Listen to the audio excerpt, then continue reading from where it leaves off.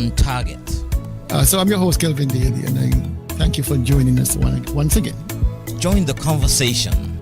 I looked at it on Facebook and I read the speech and I'm trying to find out what is the commitment to renal failure in Nevis, and I'm yet to find it. Be a part of the debate. What he needs to do is to allow the people to do their work in accordance with the relevant legislation, and he must not overreach, because when he makes those suggestions, he is in a sense misleading the population here. Speak your mind. Defend your country. Call in.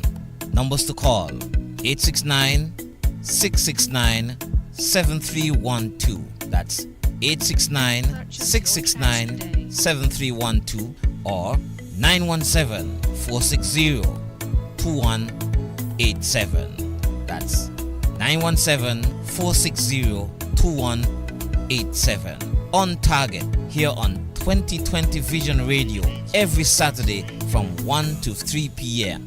On target. Be a part of it.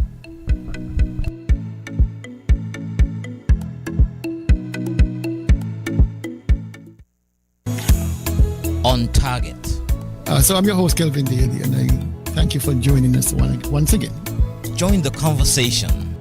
I looked at it on Facebook and I read the speech and I'm trying to find out what is the commitment to renal failure in Nevis, and I'm yet to find it. Be a part of the debate. What he needs to do is to allow the people to do their work in accordance with the relevant legislation, and he must not overreach, because when he makes those suggestions, he is in a sense misleading the population here. Speak your mind. Defend your country. Call in. Numbers to call: 869-669-7312. That's 869-669-7312 or 917-460-2187. That's 917-460-2187. On target here on 2020 Vision Radio every Saturday from 1 to 3 p.m. On target. Be a part of it.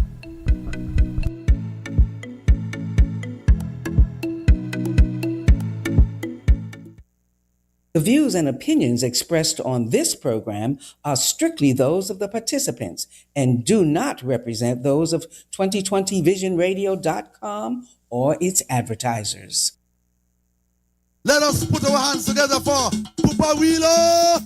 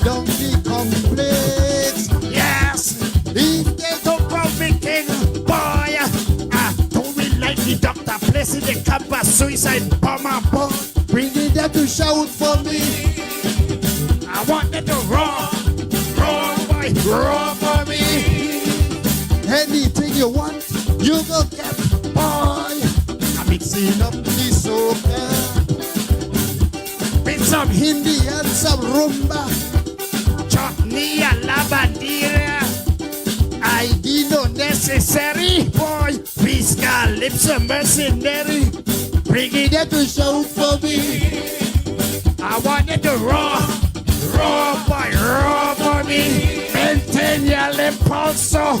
Total zombie and beater. Take it away.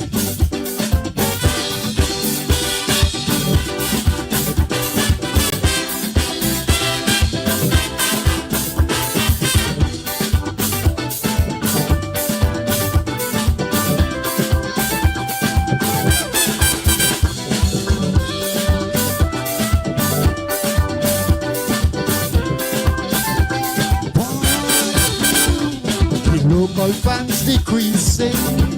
Why? By the numbers they keep dropping. Nobody don't shout no more like they used to shout before. Why? Disgruntled fans they crumbling about promised songs. Fail on delivering. Start song and can't finish it. In standard English, singing stupidness, nonsense. Why don't you sing a song and dance again? Tell me what happened to me fair share when the money disappear. Ooh yeah, boy. Stuart, if it question here, Bringing them to shout for me. I wanted to roll for me. I'm gonna be rocking down the complex. Yes, if they don't crown me king, boy, I do me like the doctor, placing their campus suicide bomber. Bringing them to shout for me. I wanted to roll for me. I'm gonna be mashing up the complex. Yes, if they don't crown me king, boy, I do it like the doctor, placing their campus suicide bomber. Boy, bringing them to shout for me. I wanted to roll for me. Anything you want, you go get. Boy, I'm mixing up the soca. With some Hindi and some rumba, chutney and lavandera. I didn't know necessary. Boy, we got lips of mercenary. Bringing them to shout for me. I wanted to roll for me. Maintain your impulso. Total zombie and beater. Boy, Get it away.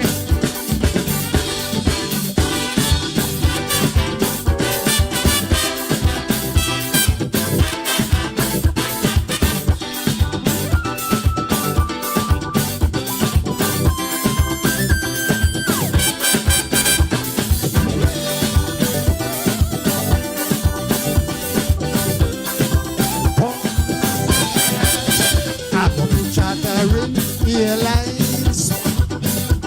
See preacher, see taxi. Bringing them to shout for me. I want them to roar for me. You don't know. You got to spend big money. If you wanna win monarchy, I go got the diaspora. 420 in my corner. Boy, share the life, boy. Press like, subscribe, sharing. All here the diaspora's king. Your king go be knocking down your airport.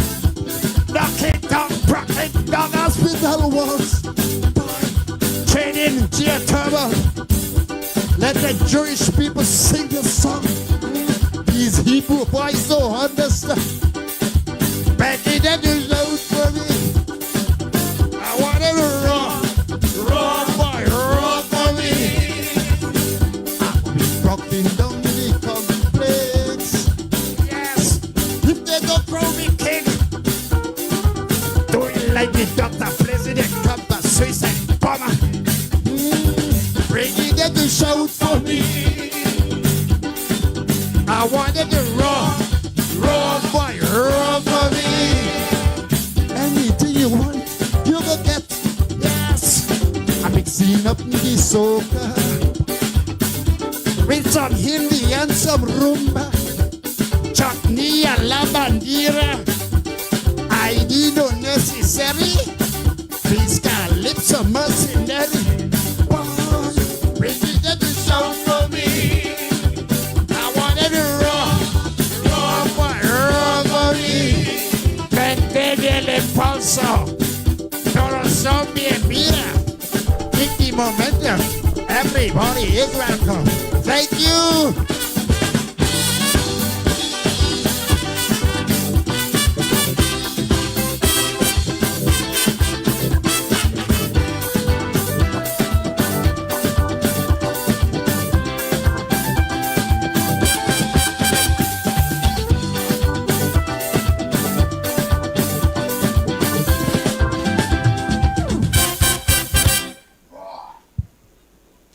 Papa Wheeler.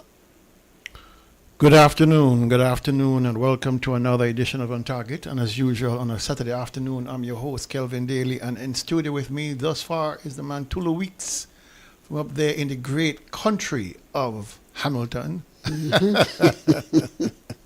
He likes that. He's the mayor of the great country of Hamilton. No. No? You're not the mayor? No. Who is the mayor? Somebody got to be the mayor. I'll tell you privately, but it's not me. It's not you. No. All right. If you say not you, well, No. I can live with that. Let me say good afternoon to all those who have joined us via FM dial, Twitch, YouTube, or of course on the Facebook feed. And as usual, we invite your interaction with us through your phone calls, your messages on Facebook. And so we have a lot planned for you today as usual. We always await the arrival of our other co-host, Henry Daniel, but he is on official duty teaching languages up there at the flats to our youngsters. So he will get here when he gets here. All right, so bear with us as we get going. Let me say special good afternoon to those who made podium this afternoon.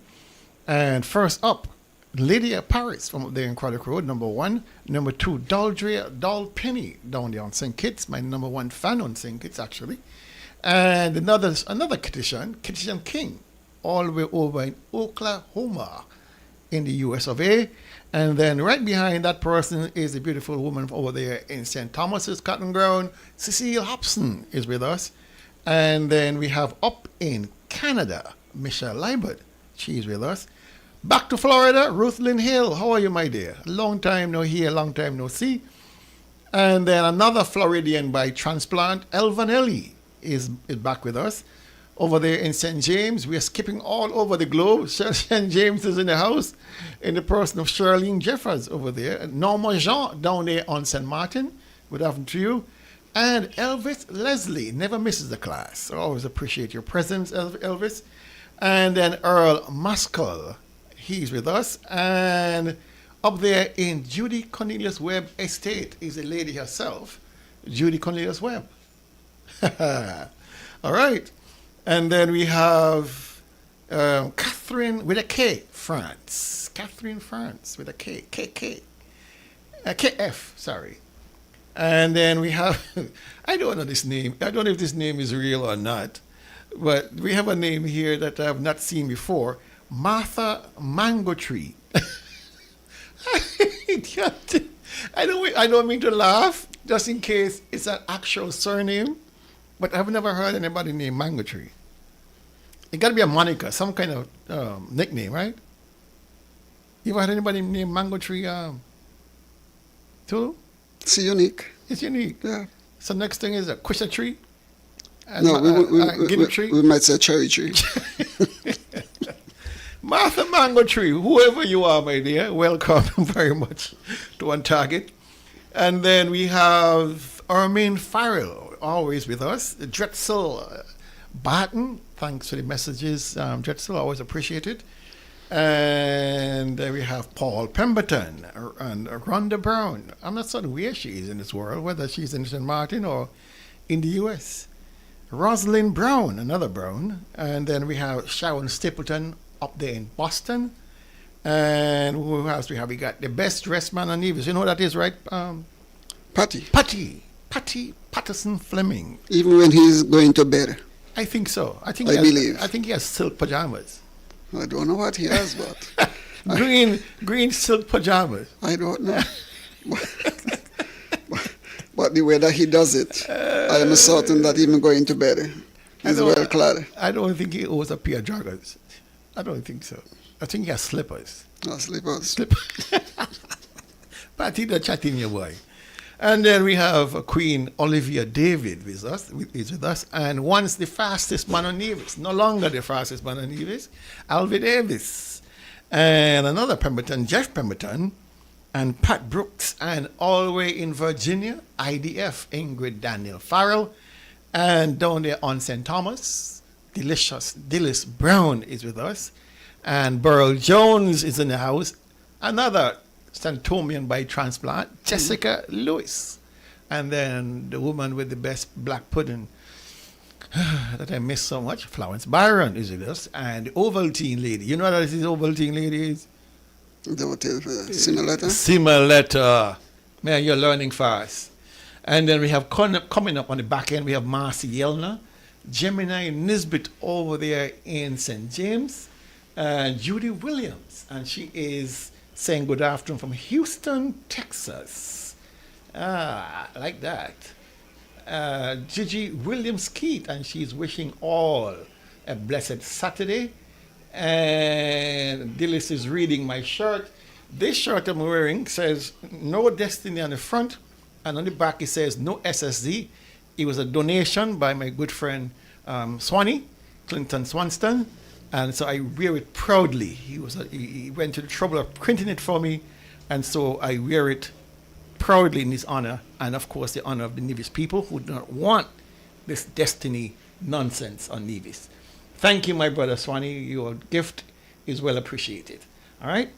So that is. Let me appeal to some persons, to more persons, to go and patronize Swanee and to get their T-shirt. Yeah. Yeah, it is.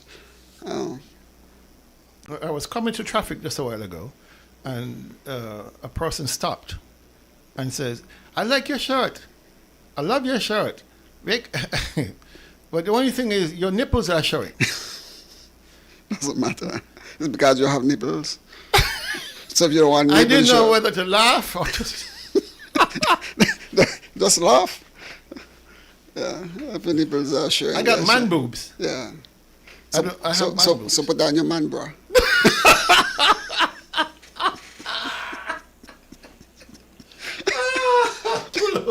Tulu. What's wrong with that? All right. Ain't that much. I don't need a bra. I mean, maybe trainers. Just trainers. I want trainers. Okay, but don't. Oh my goodness, Tulu, you're a wicked fella. Well, no one again. No one is. All right. Let me, Tanya Powell, thank you very much for joining us. And she's saying she likes my shirt. And so, once Tanya likes it, it's good enough for me. All right. So, you have anybody you want to say hello to or you just... So let me say hello to the people of Nevis, to Marisha and all the folks who I happened to share some time with yesterday in Bastille as we address all this SSC matter. Mm-hmm. I was very proud to be in their company and to address that audience once again. And I'll keep doing it as long as God gives me health and strength, or until these people say that this has been repealed. I'll keep on going until that time. Yeah, I listened to, somebody sent me the tape.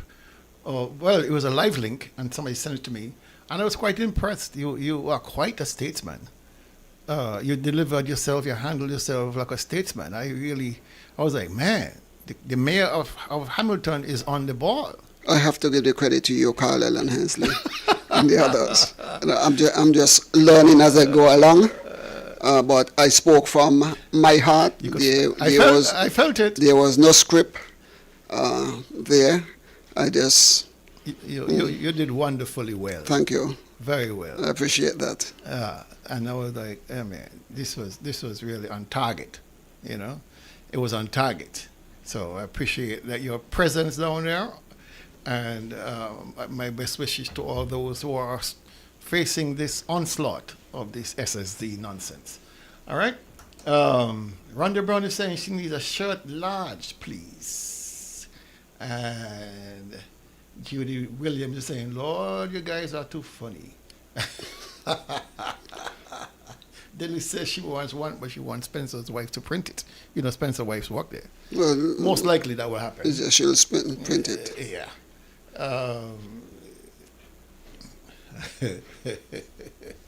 All right, let's get started. Is now 67 days since Dr. Hodge would have written to the AG asking for clarification on the constitutionality of the SSZ Act. She has yet to receive a response. So we're going to keep counting up until he responds. 67 days. All right? How many years since he has not responded to our party's previous party chairman? Over 2 years, since 2002 until today, he has not responded. Yeah. Okay. Yeah, about 2 years. Okay. All right. So let me say first, welcome to November. We are on the first day of November. Only 29 days left before the end of the hurricane season. It does not mean we can't get a hurricane after the season, but it's very unlikely. We had one, I think, in 1 December. But normally by the end of November, we are fairly safely through the year for hurricanes. But at the same moment, let us reach out to and send our love to the people and family of friends in Jamaica who are still struggling with the aftermath and the cleanup of this devastating hurricane. I saw some pictures before and after, and I'm telling you, it is surprising that more loss of life has not been recorded. Last I heard, there were about 13 or 14 persons missing or already presumed dead. I think the last I heard it was 30. 30? Oh man, it's keep going up. All right, so I am happy though that we are seeing that those Jamaicans in the diaspora or even at home in Jamaica who have made it in life are making contributions towards the effort. I saw Sean Paul and of course Shaggy and others have made serious contributions, and so we hope that more persons in the diaspora, whether of Jamaican origin or Caribbean origin or world origin, will make it a business to donate towards reputable, because there are a lot of gangsters out there. You won't believe it. People use these occasions to rip off well-meaning donors. So make sure if you're donating to go through established and provable organizations that will make sure the money reaches where it is intended to go, or the supplies reach where they're intended to go. All right? You'll be surprised how many are out there. That is fundamental, because even as we speak, a couple of years back, how many years back now? 4 years back, when Barbuda was hit pretty heavily, there was enough donation that was sent to rebuild the whole of Barbuda. And up to recently, I heard that there were persons who were still living under tent. The money was not spent where it should have spent.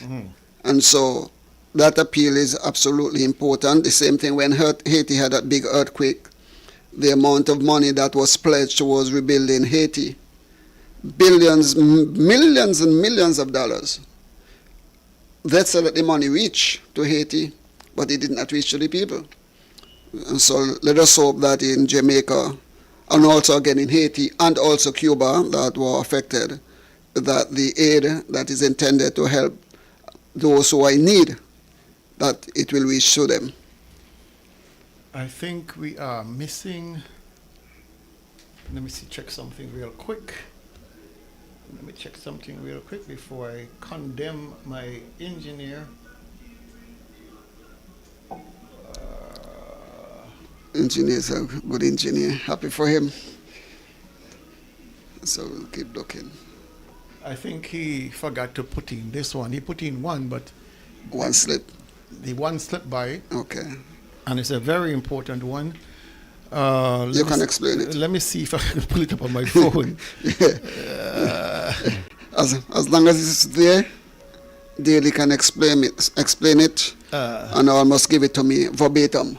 Your brain is so good, and I marvel at how much your brain holds.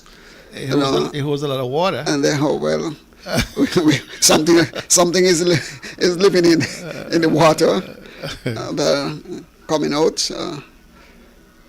I am happy that there are those who recognize the great contribution that you are making to this society. I heard another host of another program praising you. Really? Oh, yes. For bringing this thing to light, because everybody is now recognizing if it was not for Daly, this development would have dropped upon us. And it's only when the explosion would have been felt, then we don't know that something is coming, because the Premier did his utmost best to hide it from us. And so, thanks to you. Let's take the call here. Let me see who it is so early disturbing my peace. That is good. Good afternoon, on target. Oh, they're gone. All right, let's get started, because I was trying to find a clip that I sent to the engineer. He probably slipped it, of the Attorney General responding to a question at the town hall on St. Kitts, and it had to do with the act or the bill that was submitted to Parliament on July 31st was the first reading, and he basically was defending the fact that the government had enough time, or the opposition had enough time, to review the bill and have discussions. But that wasn't really my intent. My point of view was simple. All right? Now, the Attorney General, in that clip, took pains to indicate to us that as the former president of the Bar Association, he would have entertained reviews of legislation before Parliament. And since he became AG, he has managed to push through some 83 bills through Parliament. Quite a record. My concern was this special SSD bill. How was it done? We all know perhaps that it was not done by the government. It was basically handed to them as a template or something of that sort. But what were the circumstances before the first reading on July 31st? Because, you see, I had a phone call. I spoke and basically interviewed the president of the Bar Association, one Mrs. Curlin Merchant, about the circumstances that led to the passage of the SSD Act. And what she said to me stunned me. Because having heard what the Attorney General had to say, I could have sworn that this bill had gone through the regular review process by the bar. But something was nagging at my brain to say, listen, call the president of the bar and ask her the circumstances through which this bill would have been reviewed by her organization. And so I picked up the phone and I called, and she was quite gracious, quite courteous, quite helpful. And I asked her permission to use her name in this particular instance. And she said, sure, because I'm not telling any lies. The Attorney General is the Attorney General. I am who I am. I'm the president of the bar. And so what struck me was the fact that the Attorney General never submitted to the bar the SSD bill. The bar, which encompasses and comprises every single lawyer, whether by design or by default, every lawyer is by default a member of the bar.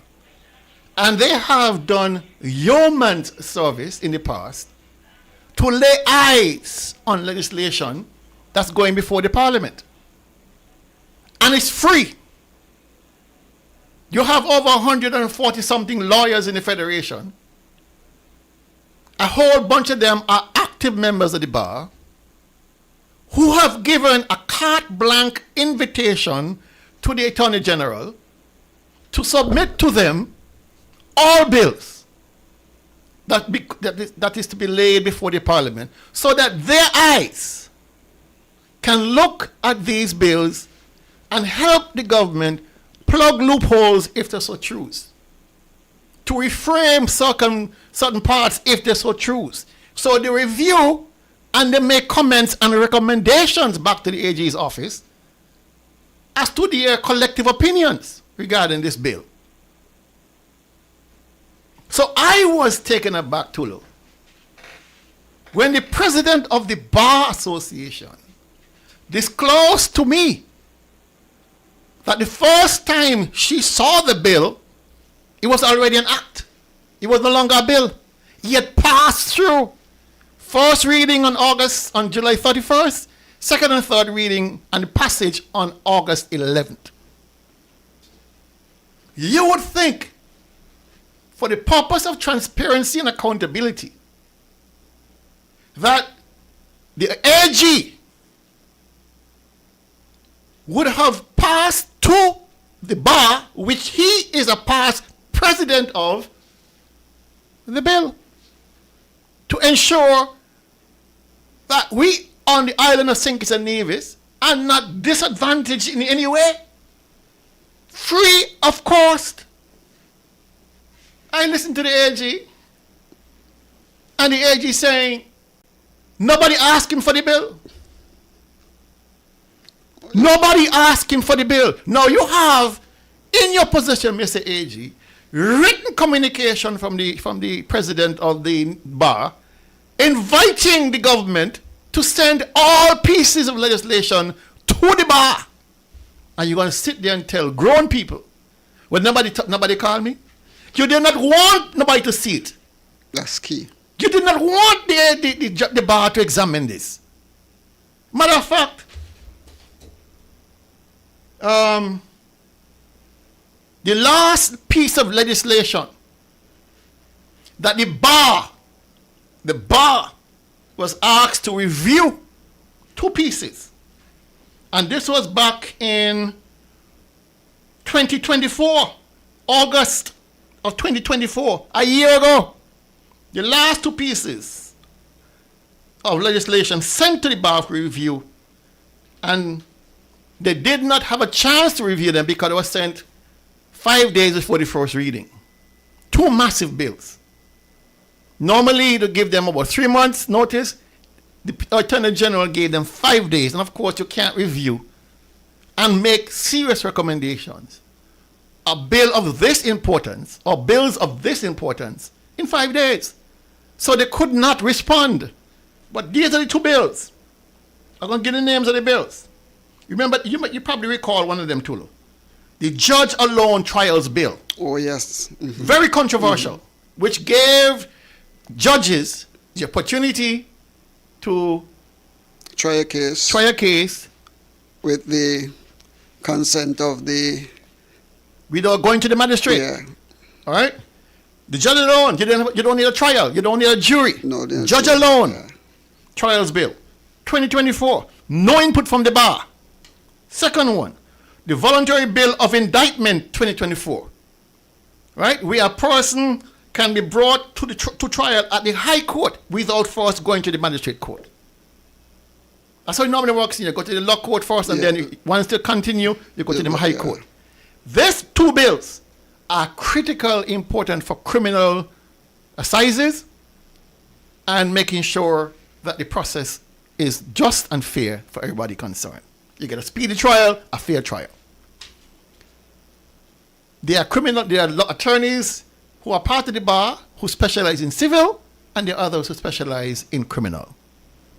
Nobody had sight of this bill because the Attorney General sent it 5 days before the first reading, at which point it's pointless. And so that bill, those two bills were the last pieces. Now, I'm informed by the good lady, Madam Merchant, that recently the Attorney General did send a bill, but the bill was to be ready next day.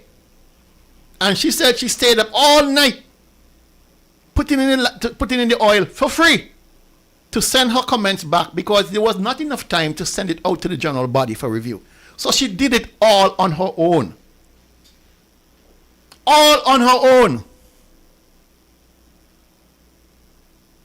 And the Attorney General of St. Kitts and Nevis going to stand in front of a microphone and say, nobody called me, nobody referred, no, nobody asked to see the bill. That is your responsibility. That is your responsibility. And this arrogance, condescending attitude this man has. It's sickening. The truth is that bill was not meant for us, the general public, to see. This bill was unusual. Everything surrounds the SSZ Destiny project was unusual. First of a kind is kind in the region, first in everything, and the first of the kind where we have the Premier, the Prime Minister, and the Attorney General, the leader of the opposition, and the head of the government, the Prime Minister, and the leader of the government business, the chief legal advisor to the government. All three were in collaboration to hide this thing from the people of St. Kitts and Nevis and to spring it upon us. So everything that centered around that, or revolved around that thing, there is no honesty, there is no truth. They use cunning craftiness upon us, the people of St. Kitts and Nevis. And I'm saying that we must see it and we must push back against it, because in schools, when we detect that, we punish students. On the jobs, when that is detected, we punish our employers or employees. Okay? And so wherever we go, in the church, when it is there, we condemn it. And so we also need to condemn this, because it is wrong, it is to the detriment of the people of St. Kitts and Nevis, and it is for the gain of the Premier and his family, who he has announced that they are the only thing or ones that really matter to him. And this is very, very instructive. And we cannot just blame the Premier of Nevis. We must blame the AG and the Prime Minister. All of them are in cahoots. What they others got, we know what the Brantley family stands to gain. I don't know what the others two stands to gain, if anything. But something is telling me that they stand to gain something, or they had already gained something, to go through this length of secrecy in hiding this critical thing from the people of St. Kitts and Nevis. I've lost so much faith from the day one in the Attorney General. This is just more of the same. Digging a little bit down. Yeah, it's just more of the same, you know.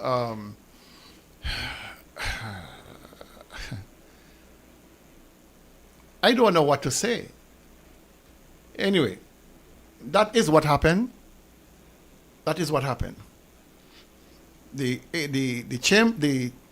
bar, we always give them licks for not stepping in to make legal opinions.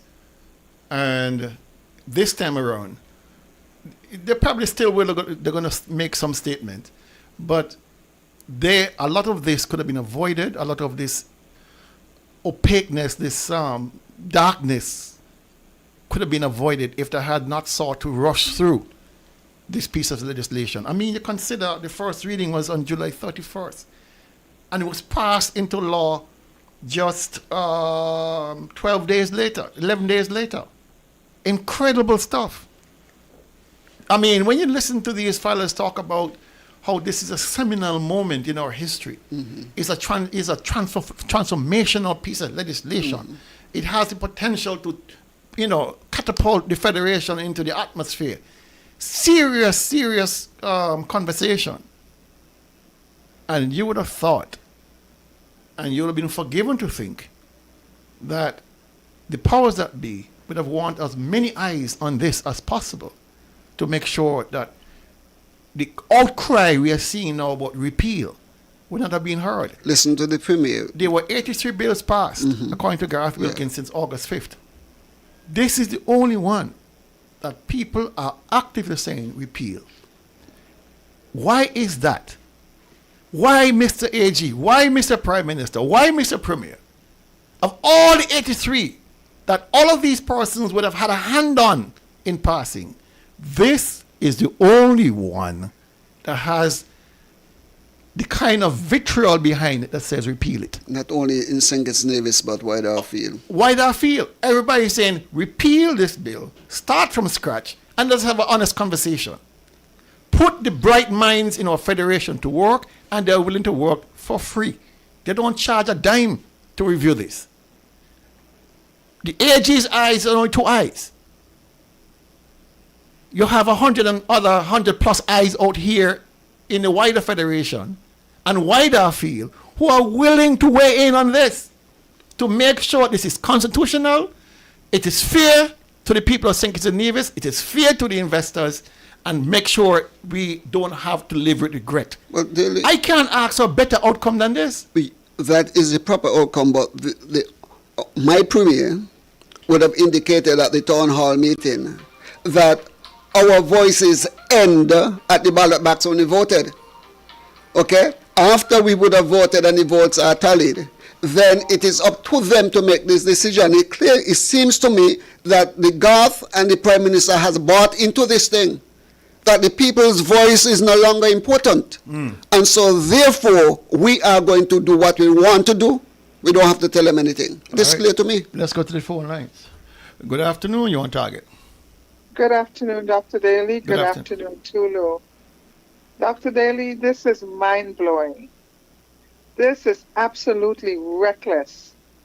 And the disrespect continues to come out after everything. You know, the cream always rises to the top, huh? And when you listen to what the Premier said the other day about not caring about what other people think, only when he go home, things like that, things will always come out in the end. He showed himself, he showed who he truly is, and he showed a blatant disregard for negligence. This whole exercise has been a blatant disregard for negligence. And I'm left asking myself a number of questions, because when the House of Assembly meets, do they get a copy of those bills the night before to read, or do they just get it handed to them the morning of when they sit down? Normally for the House of Assembly, you get it the night before the reading. The opposition. Yeah, the opposition gets it the night before, which I find, I mean, if we are talking about being transparent and accountable and having the best governance structure possible, progressive, then why not? If you have not, if the bills are not, these are not secret bills, they will be discussed. So why not give the opposition a chance to have an ample time to research and review and to properly comment on the legislation? But when you give a person the bill the night before, it tells you you have no interest in the opinion, at least any qualified opinion. You understand this is a secret bill, huh? This whole thing was supposed to be a secret. And Dr. Daly, and we've heard this many, many times, but I'll say it again. I want to thank you publicly for the work that you've put forth in this to bring it to the divisions. I get calls all the time from my family members, from friends who live abroad, wanting to know what's going on down there. What are you guys going to do? And it's unbelievable.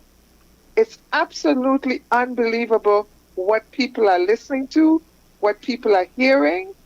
And trying to understand how any government in their right minds could think that the people who they should be standing up for can be treated this way. And you think they expected that we would just go away and not know and just be quiet? I mean, really, this shows the blatant disregard that they have for us. Blatant disregard that they have for us. Right. The number of things that have been said, the number of comments that have come out. You know what, Dr. Daly? One of the things I've walked away with, even a town hall meeting, we can't get it right. You realize that? Yeah, we're going to get to that right now. We had one Monday night. Yeah. And then something else Tuesday morning. Why? They were trying to undo some of what didn't get done on Monday night. What really was that about? And the more it goes on, is the more it shows who they are and what this is all about. Right. And it's frightening. Okay. It's absolutely frightening. Divisions, wake up, listen, discuss, talk, and don't hold your mouth on this one. All right. Don't hold your mouth. Thank you very much. All right. You know, I am disappointed as usual because you have some very learned people in the cabinet on St. Kitts, esteemed people, you know, trained people, engineers and professionals of all sorts. How can they be a part of this fallacy? How can they be comfortable with what the AG did by not ventilating this matter with the bar? Passing it 11 days later, such a critical piece of legislation. How did they feel? I would like to know how Marsha Henderson feels, and Jeffrey Hanley, and Conway Maynard, and the others who sit there and listen to the debate and have not weighed in one way or the other since this massive repeal movement started. No comment. We see the cabinet here on Nevis and St. Kitts, on Nevis, doing the same thing, just going along to get along. Let's go to the phone lines.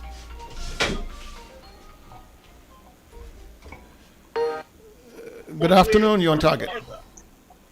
Good afternoon, Doctor. I'm going to give you a title. Honorable, the man, one of the men who saved Nevis. I think we're getting some feedback on your phone. I have nothing feeding back. Okay, well, it must be in your studio. I'm not in a studio. Okay, go ahead. We got to still figure it out. Let me reiterate. I must say thank you. Yes. For the well done, profoundly work you have done to discover the tricks and treat. Halloween was yesterday in the US. But Halloween is not a part of my culture. But you deserve, just for that reason, a Nobel Peace Prize. A little bit too much. I watch importance throughout this world. But in Nevis, there are people who could be nominated for such works. Now, for what is going on again, maybe you might not like to hear this one. Just like the Sibian, and I'm going to call a name, my good friend Philip Martinez, just so you reach to that level of discovering the ill that was done to St. Kitts and Nevis, vice versa. So I hold you to that level, regardless to what. The people of Nevis had a dark cloud continuously over their eyes, and it's not everyone who would have gravitated to such. You have a question. You have a question, because we really have a lot of calls waiting. Right. I'm just making my opening statement. Okay. Well, make it a little shorter. Because you gotta be. I'm gonna say to Mark, the Prime Minister, the AG, and all those who are involved. Okay, I don't even know if I could excuse the Bar Association because ignorant is no excuse for why there would not have been comment. They heard, they recognize what was going on, and there are no commentary. Whether the AG will say, which is so cunning that no one asks him any question. You are the chief, you are the executor who is responsible for such. Why didn't you transfer those information to the Bar Association, just like you said, for them to make commentary, criticize? But you see, it is an all transactional gain. That's why they kept that there, and they are so dictative that they feel like St. Kitts belongs to those very few. But they are being caught, and we're going to continue, and we shall continue All right. to prosecute them in the public court until they leave office. It is wrong and it is condemned. But really, just continue to be strong and do not let no one pull any dark clouds over your head. Thank you for your work. I appreciate it very much. Thank you, sir. Bye for now. All right. And I'm going to stand behind my comment. I am Winston. Welcome. All right. All right. We got to move on. He's already 10 minutes to the hour of 2. And we ain't beginning to scratch anything yet. And I want to be out here by 3 o'clock because we got a lunch date at my Cabo again, Tulu. Yeah. Jeez. Anyhow, we got to continue. I want to play a tape of my contribution to the discussion down at the town hall on Monday evening. And then we're going to follow up that with the answers given by Troy Liebert. So listen, take a listen. Do you understand or do you know the term libertarianism? Yes. I've heard it. You've heard it. One thing that was missing from the presentation this evening is any mention of who these people are. We know their bios and all that. But do you know that these people are libertarians? And do you know what the objectives are? I'm going to finish asking the question. Let's take notes. Yeah. What is their goal, these libertarians? I will leave you to answer that. My second question to you, Mr. Liebert. As a former Minister of Public Works, Communications and Works, do you support the exclusion of physical planning, essentially having it replaced by the Premier's hand-picked oversight body to monitor zone development? Please explain your answer to that. And my last question.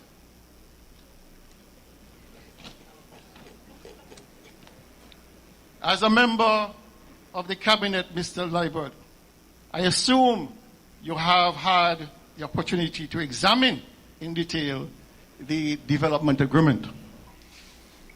Mr. Liebert, could you share with us your understanding of what is the penalty for the NIA to break the agreement and stop the development? The penalty has been referred to as a nuclear option, a mutually assured destruction. Are you, Mr. Liebert, in favor of this nuclear option being signed into law? The development agreement, Mr. Liebert, speaks to a population of 7,000 to 10,000 in the first instance. Deep concerns over voting rights have been expressed, to which the Premier has indicated his intention to take legislative action to change the Constitution, thereby denying their right to vote. Dr. Daly, Are you in agreement, Mr. Liebert, with any changes to the Constitution preventing any group of citizens their rights to vote. Thank you very much. Those were the questions. Very straightforward. Do you understand what libertarianism is? And you've all heard the tape. I'm not going to bore you with his responses, but you've all heard his response. But more importantly, this was the response to the constitutional change question. In terms of what you said as it relates to voting rights and constitutional change and so on, we have not contemplated constitutional change. What is different with this project and any other project based on the legislation that was passed federally for the SSC is that for this particular zone to be approved, it has to first be approved in the Parliament in Nevis, the House of Assembly, and then also in the Parliament on St. Kitts. So there are discussions that are ongoing with the AG's office and with other agencies on St. Kitts insofar as these voting rights are concerned. Good evening, ladies and gentlemen. Let me be very clear that there is no expectation or anticipation that anybody living in this zone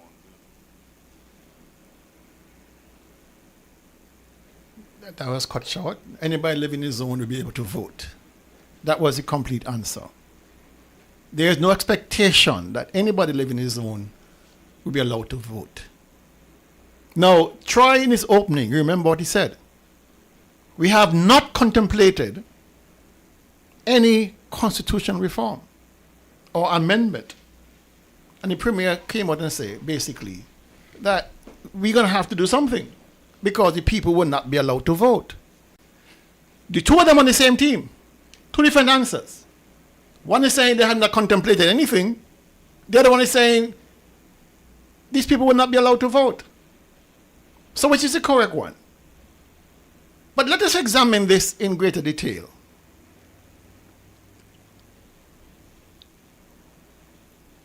There is this finger in the dam attitude of the government. Every time they discover a loophole, they try to plug it. Every time there's a problem, they try to plug it. By the time they finish plugging this whole SSZ Act, you might as well have repealed the whole thing because all these plugs are not working. Now,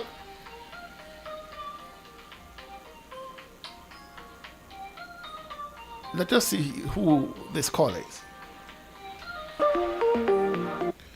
Good afternoon, you're on target.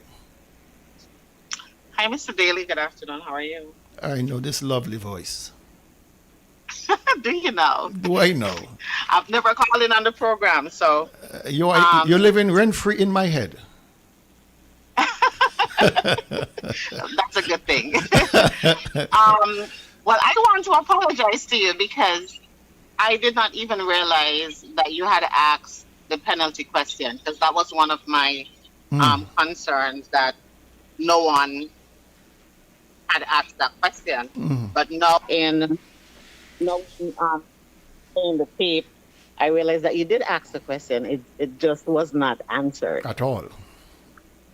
At all. The whole town hall meeting was a hard watch for me.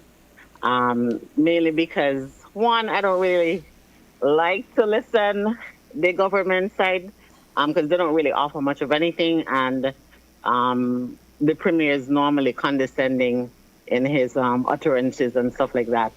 But it really did shed light on the fact that they're not even prepared for what's to come. It's just like a short-term remedy to solve what their issues are, in that they've squandered so much money, they've wasted resources, and so they think that this is a quick fix to solve their outstanding problems, not realizing that all they're doing is creating more problems. That's right. So it really would, the onus would be on the people to stand up. A lot of it, people don't understand either, especially when it comes to the land sale, and whether the persons who've gotten land in escrow, if they're able to back out from it, what are the repercussions if they do back out? And then two, one of the questions and concerns I had, since they're saying that they've acquired, this amount of land, is it all in a continuous area? So like if my land is in the middle of, or, persons who surround, who have sold, but I don't want to sell, and that was included in their diagram, how does that factor in? Well, that's a good question, and we're going to get to that hopefully before the end of the show. Well, thank you very much. In my head.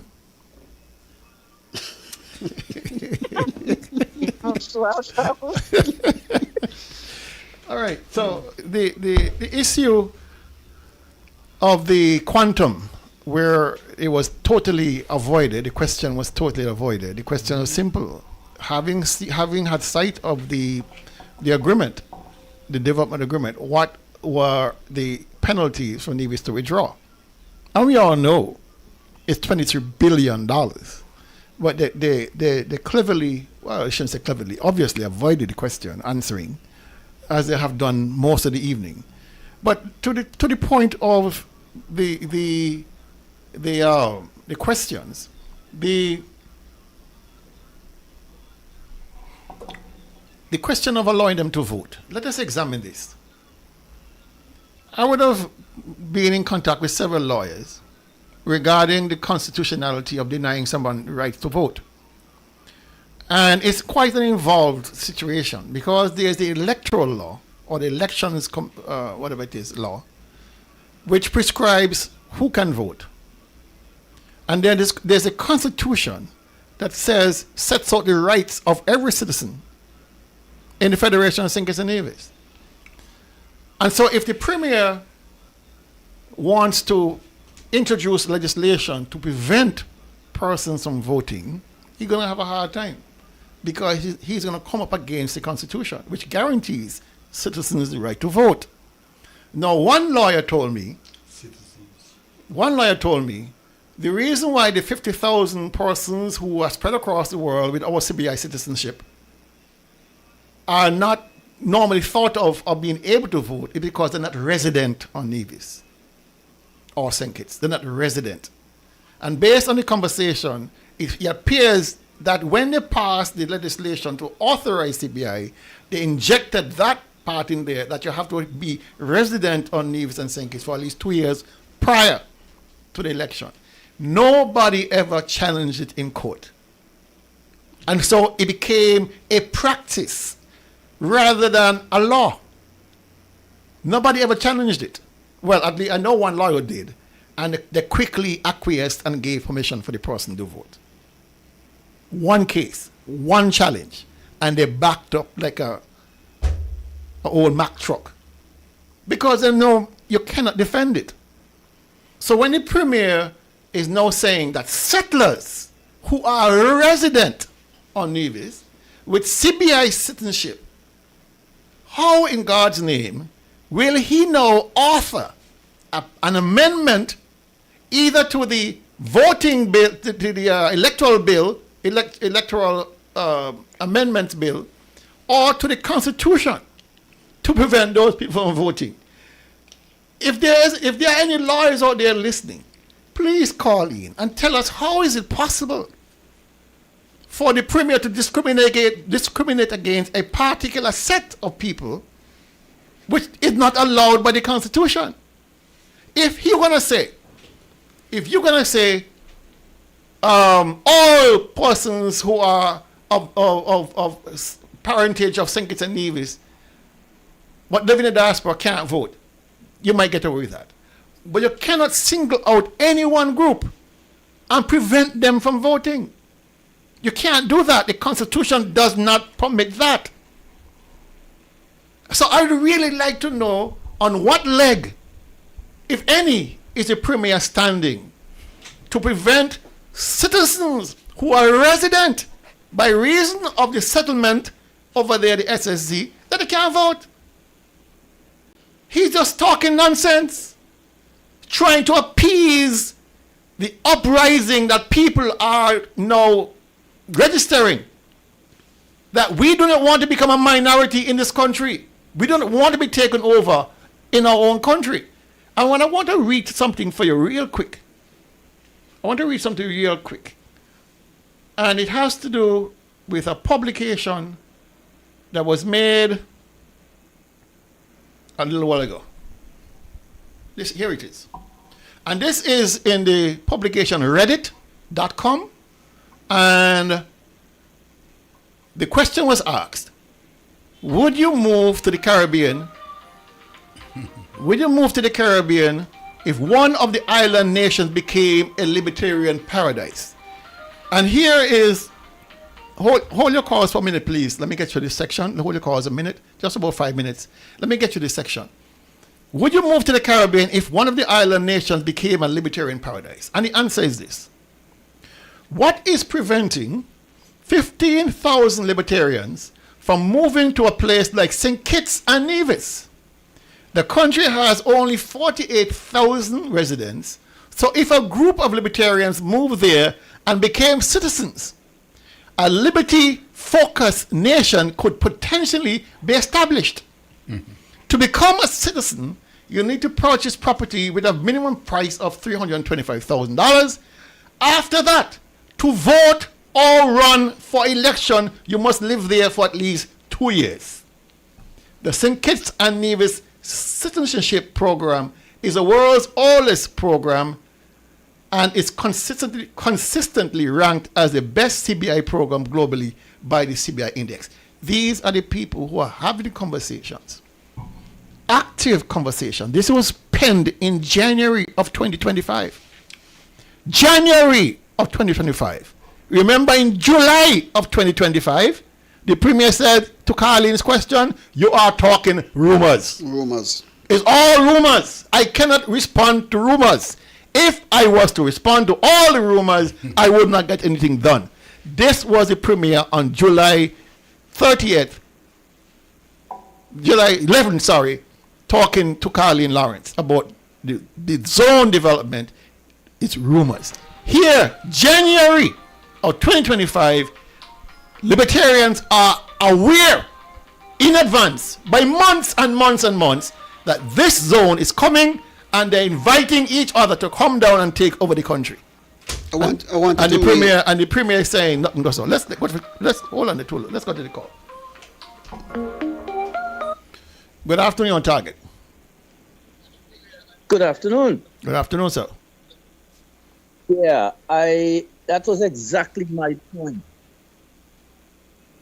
When I heard the Premier said that he's gonna stop them from voting in the meeting, and even before, I was telling myself, after you're done, take their money.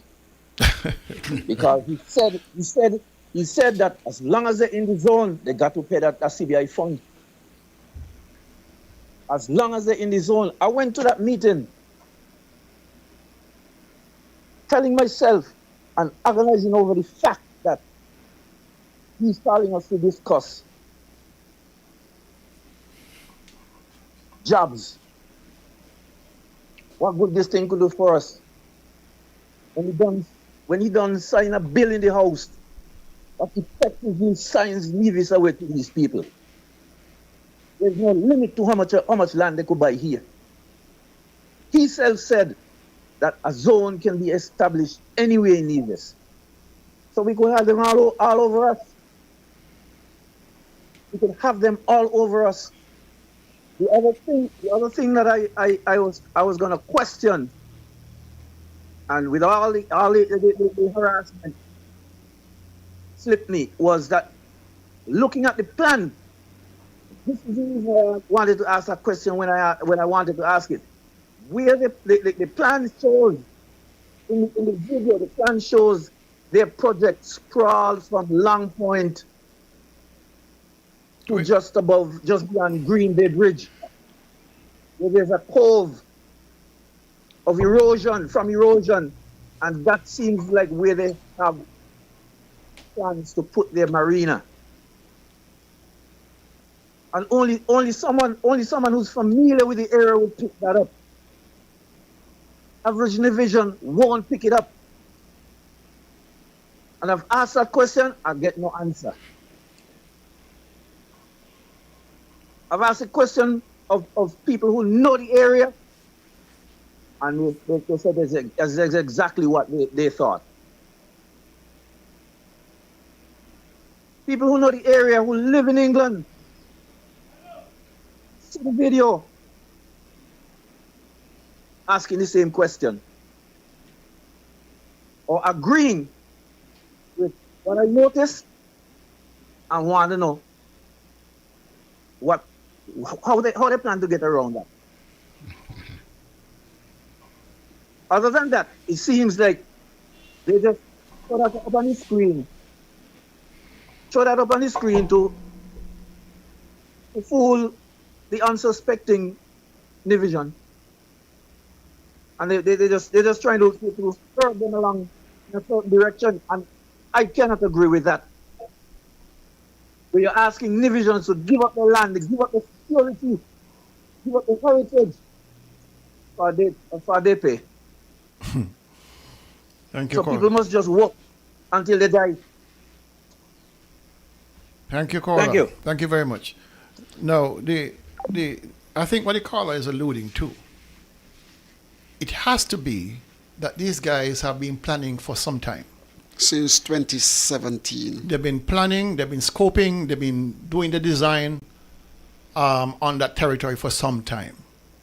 And they couldn't have gone beyond planning if they had not gotten tacit approval by the administration. Mm-hmm.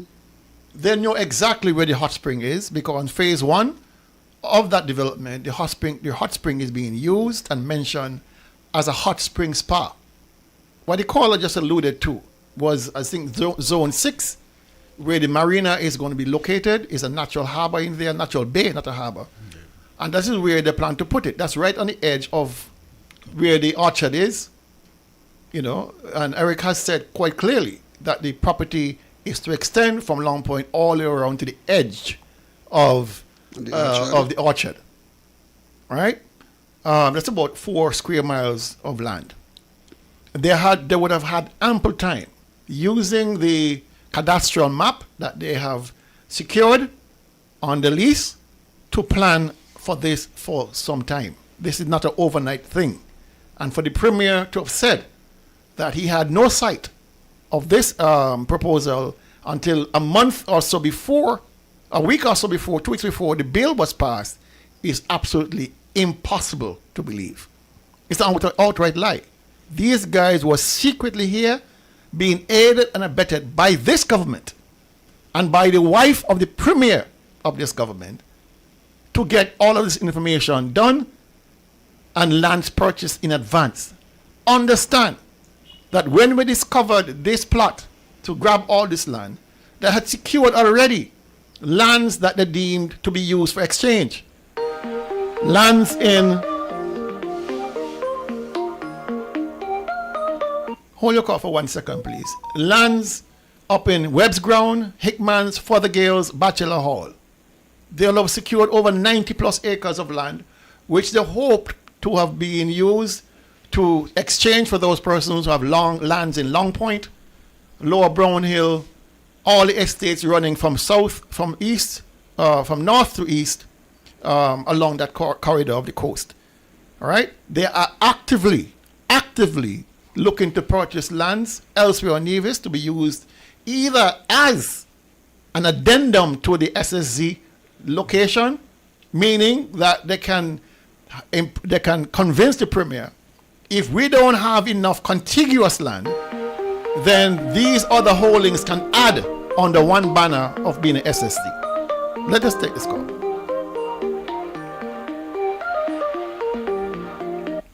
Good afternoon, Target. Good afternoon to everyone. Good afternoon. Good afternoon, yes. And God forbid, right? But do you guys know, or I was made to understand, if anything is to happen to Nevis Mountain, that's our only little safe zone that we have in that area? Jesus. That's our only little safe zone right over there where the SSC is going to be. So what are we going to do?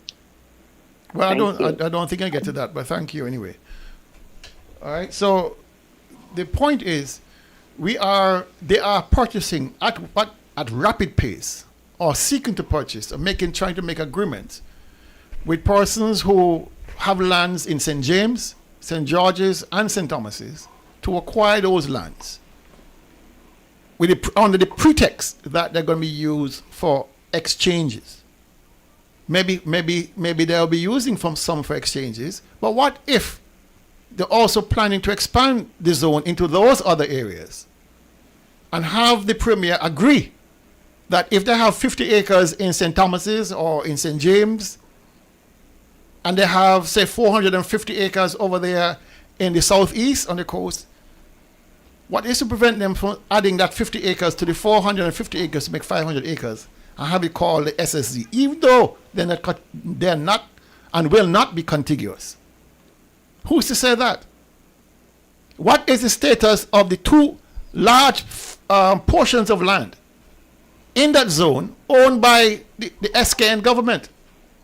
Meaning the 238 acres at Stockpen and the 130 plus acres at Winter Forest.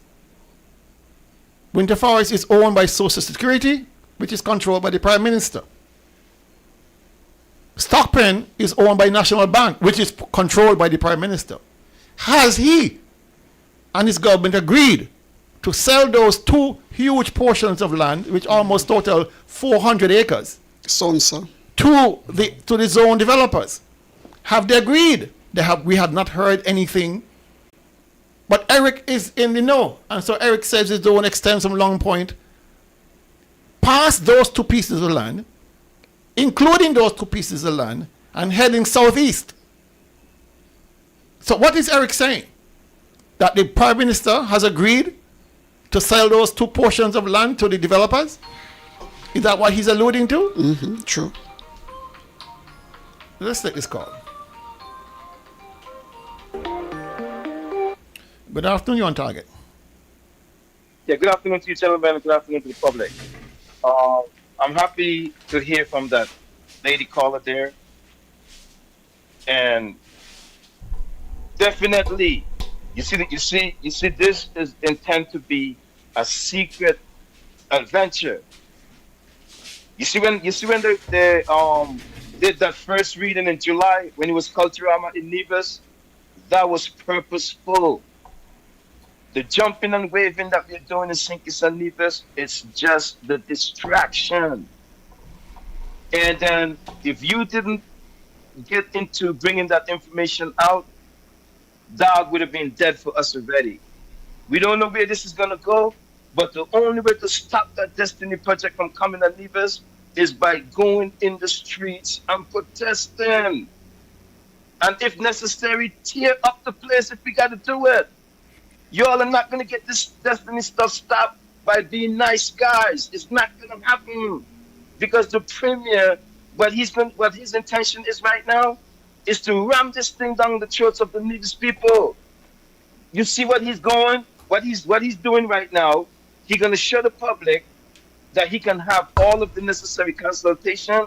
But I guarantee you, if this man wraps up the consultation by next week, his intention right after that is to put this into the Nevis Assembly and run it through and then put this in front of the Prime Minister for the Prime Minister to put that final ink on their stuff. We got to mobilize nationally. This is not just a Nevis law. It's a federal law. And if we don't get together and stop this now, we're gonna suck salt later on.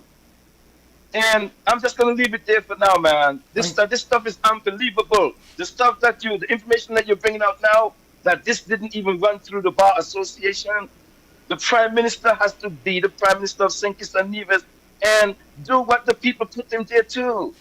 That AG, the Prime Minister, and the Premier, they all need to go. They're in collaboration. Because that AG was the legal man. If I was the Prime Minister, I definitely would have fired him already to save my own self.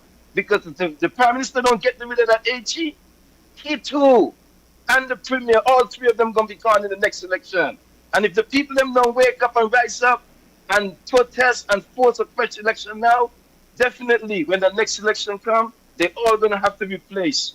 And your earlier program, they put out a quote: "The driver cannot drive." And guess what? It's very significant to what's going on in our federation right now. These two leaders, they got to go. It's time for that. All They right. had enough. Thank the you. people had enough of them. Thank you, sir. Thanks, man. All right. Now, gentlemen, 113. Sorry about that. 113. Clause 113 of the Constitution.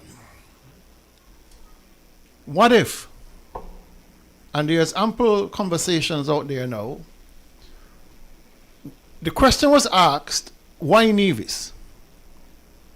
Why did the libertarians choose Nevis? And we have given all sorts of answers. Well, government is corrupt, we are broke, blah, blah, blah. What if there was a deeper existential threat? That they recognize that Nevis is the only island in a federated state that has a 113 clause, the right to secede.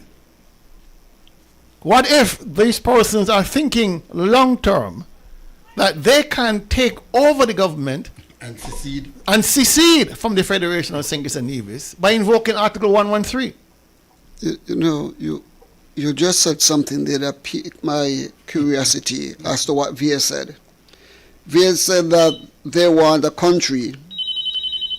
In that country, they must have a constitution that allows them to do what they want. And this is key. That is key, Dr. Daly, to what he's saying.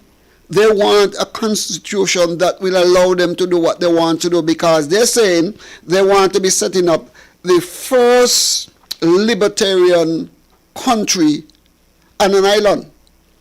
And in order for them to set up their libertarian country on this island, 113. 113. That's what it's called. Good afternoon, on target.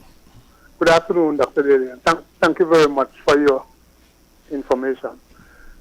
I support that last caller whole, because all in my mind, all along, I am wondering, what can the people of Nevis, what kind of action that the people of Nevis should do immediately, not tomorrow, immediately. We need to rise up and defend our country. There might be a few obstacles, but I believe that we are on the course of preserving our island. This island belongs to us. And I am thinking, maybe down the road, we might not even have an island they call Nevis. If this thing allowed to go through, this is a trap that we are heading into. It's like a monkey trap. Monkey go in, get food, get the belly full up, and after that, done. It's done.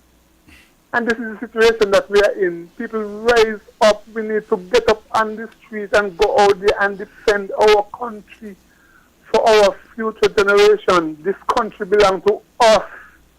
It is time that we wake up. All these chatting back and forth, doing this back and forth, cut and paste and all this kind of bullshit. It shows definitely that something is radically wrong, and they just don't care. The people don't care. People, we need to rise up. The country belongs to us. Thank you, sir. We must defend our country. Thank you very much. Thank you. Just before you go, Daly. Yeah. I just want to piggyback quickly there, because we would have three main instances in this federation where people rose up. And I believe that this one here that we are faced with is necessary for the people to rise up and speak. We'd have had the Buckley's uprising. We know about that. We would have had the 1992 fiasco when we had that election and Douglas created havoc down in 1993. We would have had the July 10th, July 11th uprising in Nevis, where Nevians said that they want back their country from a government that won the election squarely and fairly, and we came out and protest. I am saying that this situation that we are faced with, mandates that we as a country, not just Nevis, a country, St. Kitts and Nevis, rise up together and send a strong message, just like one was sent on July, and just like one is said in 1993. We need to have that same spirit, or else we are going to lose this island and our country. Good afternoon, you're on target. I'm not hearing you. No, you're breaking up. You're breaking up badly. Hang up and call back. Okay. Hensley, 113. You think the Premier has briefed his cabinet about the consequences if these persons were to take control of Nevis through 113? Is the Prime Minister aware of the danger that he's putting us in? No. I don't think the Premier cares. I don't think that is a discussion, Kel, which requires a certain level of thinking about the country. I don't think that he has that level of interest in what happens to Nevis after this. Once this project goes through, that's it. So when you're crafting legislation or you're accommodating people with projects, the larger question in your mind must always be, how does that help us? And how does that safeguard the national interest? How does that safeguard our patrimony, our culture, our ethos, all these things? I do not think those things have gone into his thinking. His thinking. Do you think so? No. I would hate to believe. I don't think so. I would hate to believe that Spencer Brand, Eric Evelyn, Troy Liebert, Jana Nisbet,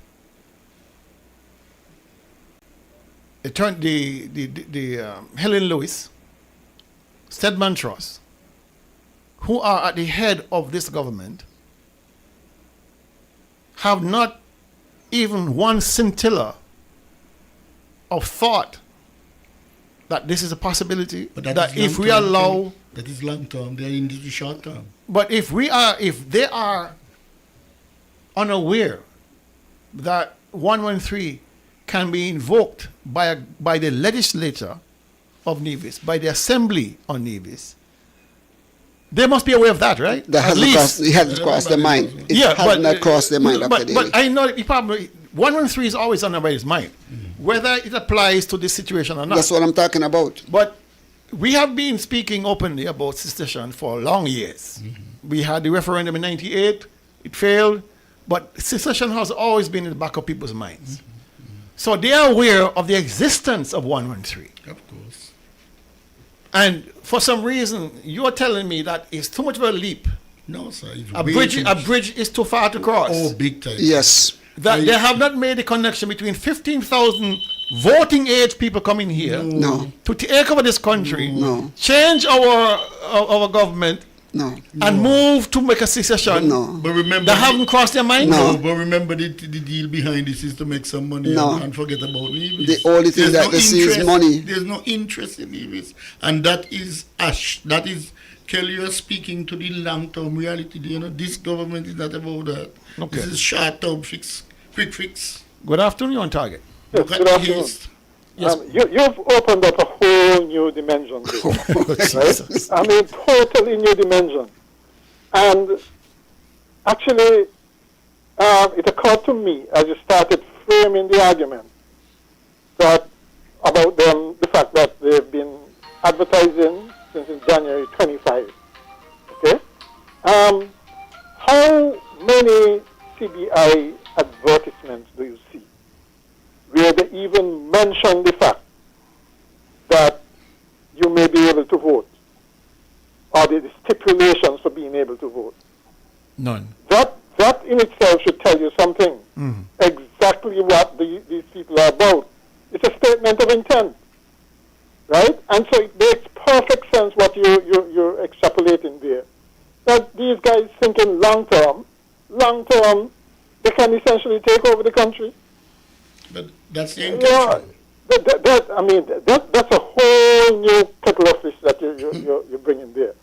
And to be quite honest, the current crop of leaders I don't even think they're thinking in those terms. They're thinking next election. Exactly. Okay? And so you can't expect them to stop or even alter it on the basis of these things that you're presenting now. Okay? Because as far as they're concerned, once we get through next election, we have another 5-year term, and we deal with whatever when the time comes. A very short-sighted approach to governance, if you ask me. But that, to me, that is how they operate. That is how they're governing. Very, very short term. And, it's going to be interesting. They should be asked about this directly. Okay? Who should be asked? Huh? Who should be asked? All the politicians, everybody who's going to be voting on this, Okay. they should be asked directly, listen, there is this possibility that's staring us in our face. What are you going to do about it? Right? And as you said, you're getting different answers when you talk about the possibility of them voting or changing the Constitution. Okay? So yeah, they can't be trusted. That's the long and short, and the long and short of it. Okay? So I don't know what more is going to have to be done, but this is a clear and what you call a clear and present danger staring us in our face. Okay. Now that is why, I wondered why when this thing first started, very early up when this started, when the Prime Minister was on radio, and I started a presentation to him on telling him that the legislation seems vague. It can incorporate anything from the mundane to something as bad as Jonestown. And, I wouldn't say he cut me off, but he stopped me right there and then, protesting that I was being in the extreme when I talk about Jonestown. But what's worse, this is worse. This is worse. This is worse. This is a whole country that you want to essentially take over. Why are you surprised? Why are you surprised, caller, that the AG did not consult with the bar regarding having eyes on the legislation? Of course not. I'm not surprised. I'm not surprised about anything these guys do now. But why are you disappointed? Because it's an ulterior motive. Let me reframe it. Why are you disappointed? Well, disappointed, but I did. Interestingly enough, when they had the town hall meeting, I asked him. I said, I hope this is not just this town hall meeting was not about ticking off a box, and then nothing comes of it. Nobody, takes any suggestions or anything like that. And I reminded him that when they were doing integrity legislation, I took my happy self and actually penned something to his chambers on how I think some points on what I think the legislation should look like. He claimed that even though he didn't say it, he didn't say they were from me in Parliament, that they did in fact make some adjustments according to that, right? But the thing is, I find that he's very convenient when he's talking about development, things like these and development, because we had a similar thing with what's happening on Fires Bay, where he seemed to take the interest more of the developers there, or the Ritz-Carlton, as opposed to local people. And when we look at what's happening, for instance, at the Fort Thomas Hotel, that is just essentially rammed through. So it disappoints me, yes, but it doesn't surprise me. All right. Thank you very much, caller. One more thing before I forget. The president of the bar did tell me that in a conversation with the AG told her that it will be it is up to him to choose which bills to send to the bar for review. I mean, disrespect. you got a call waiting for a long time. Let me say the caller is still there, and then we'll come back to the lines. Yes, I am here, brother. Yeah, go ahead. Make it brief, please. Yes. We have a set of soccer leaders that fail themselves. Now, let's look back at the CBI. All these gains that the CBI generated, where are those monies? Now, look at this new project, the SSZ. What do you think going to be done to that money? Where would be what the country should get will be? Where do you think those gains will be stored, will be secure? These are self-aggrandizationist people. Whatever investment come into the country under the leadership of these people, it is for them, not for the federation. But you know something? The people of Nevis have to listen and rise up, find the apparatus, and know what's going on in your small 35 square mile country. Else you guys gonna lose it. All the suggestions by others, by all of us who is contrary, we are right because beyond a reasonable doubt, these guys who come into the country and surveyed and come to a conclusion of their plan, they are like spies. Nevis had spies. For them to come up with this conclusion, don't tell me the government is not aware. They allow spies to come into the country and spy our island and to the advantage that they could take. And they are taking advantage and they are allowing it to go to continue. But it must be stopped immediately. There's chaos will be in the street. Even people don't go down without a fight. Do not go down with a fight. This is a battle for your lands and your right and your sovereignty and the generation to come moving forward. Thank you. Rise up. Thank you. Thank you very much. Go ahead, Hensley. Just very quickly, Kelly. You raised the issue about secession, and so the secession is taken from the local people and handed over to the others. I do not think, I really do not think that has engaged the minds of the government, because this is a short-term proposition. And secondly, you see the speed with which the legislation is advancing. Rapid. If you wanted to pay careful attention to the process, you would be moving in with this kind of speed. And the very fact that, for instance, critical stakeholders like the Bar Association, which is always good to have more eyes on something. I mean, I've served in a government. As a Minister of Health, you get a proposal to do something. The first thing you do, you pass it to some doctors, you pass it to nurses, you pass it to other people, so that by the time you make a decision, you make an informed enough decision. And you yourself have been in agriculture and so on. Yeah, you're trained in the area, but you still need to have as many eyes as possible.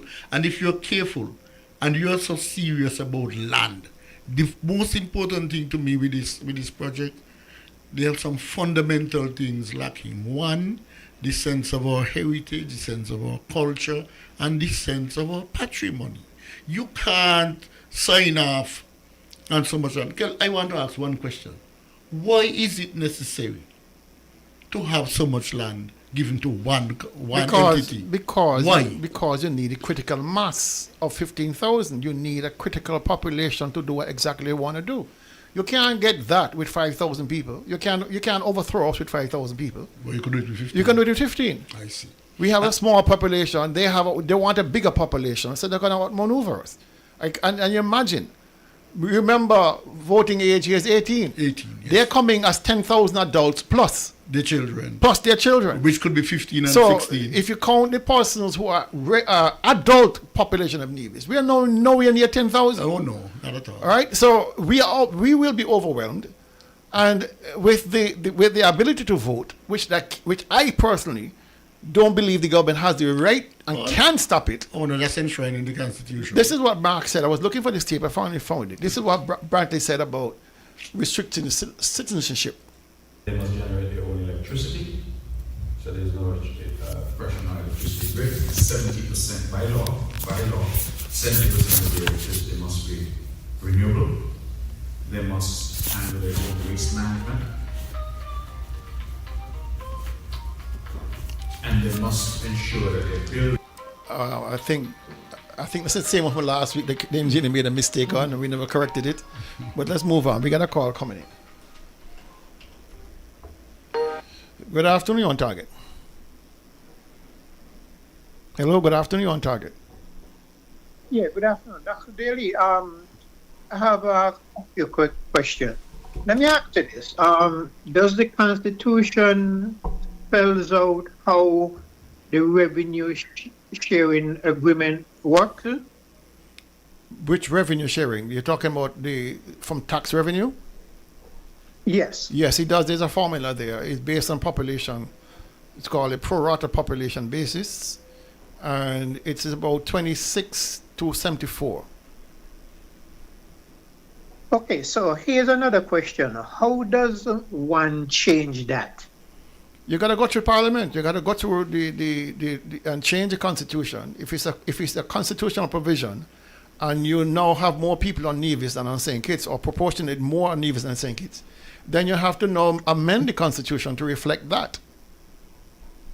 Now, I understand that, but you can remember somebody of blessed memory wrote a letter and withdrew from that arrangement?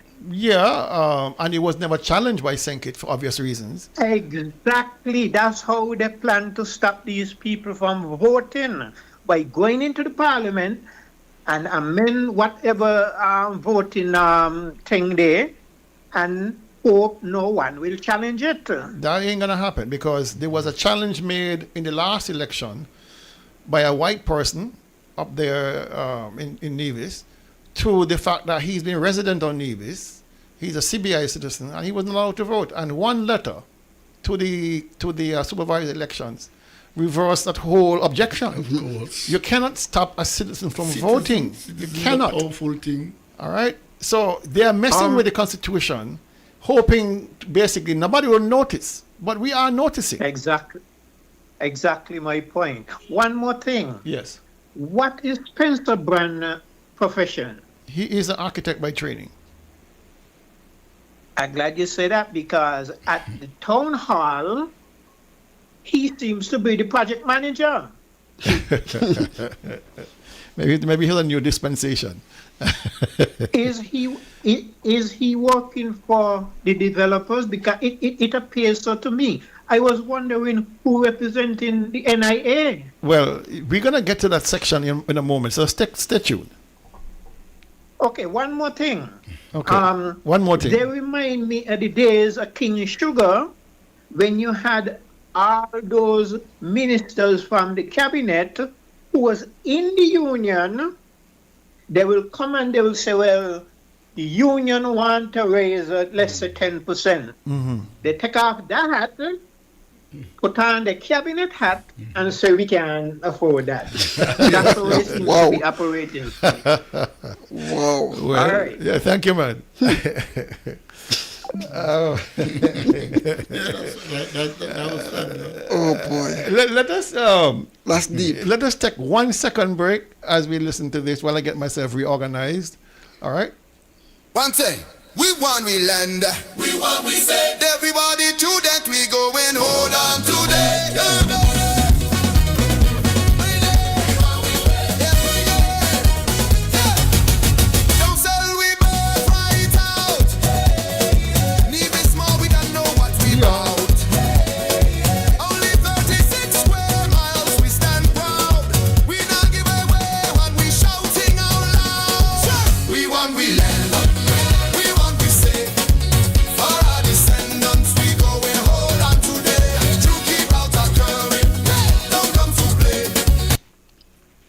Right. I said a short break and like I want more. Tulu was just getting in the groove, you know. Which one? Which one the groove? Tulu, you were just getting in the groove, you know. Which groove? You know. No, I am listening to this song because this song is important. The message of this song is very important. Let me play it back for you. Well, this place have a problem we with want it. we land. We want we say. Everybody to that we going hold on today.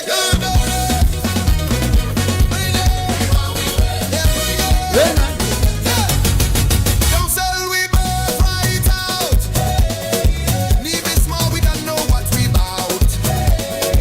Only 36 square miles, we stand proud. We not give away when we shouting out loud. We want we land, we want we say.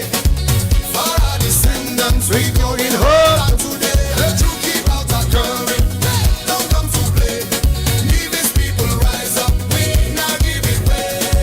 To run in the house and pass the bill. Now we was in hands cause he feeling ill. We got rid of planters, no more with a crop. Now my country want to bring them back. We want we land. We want we say. For our descendants, we going home today. To keep out our current. Don't come to play. Leave these people rise up. We not give it way. Don't sell out Nevis for one family gain. Our ancestors' blood can be spilled in vain. We need our land for our children's sake. Hold on strong, we won't make no mistakes. We want we land, we want we say. For our descendants, we going home today. To keep out that curry. Don't come to play. Leave these people rise up. We not give it way.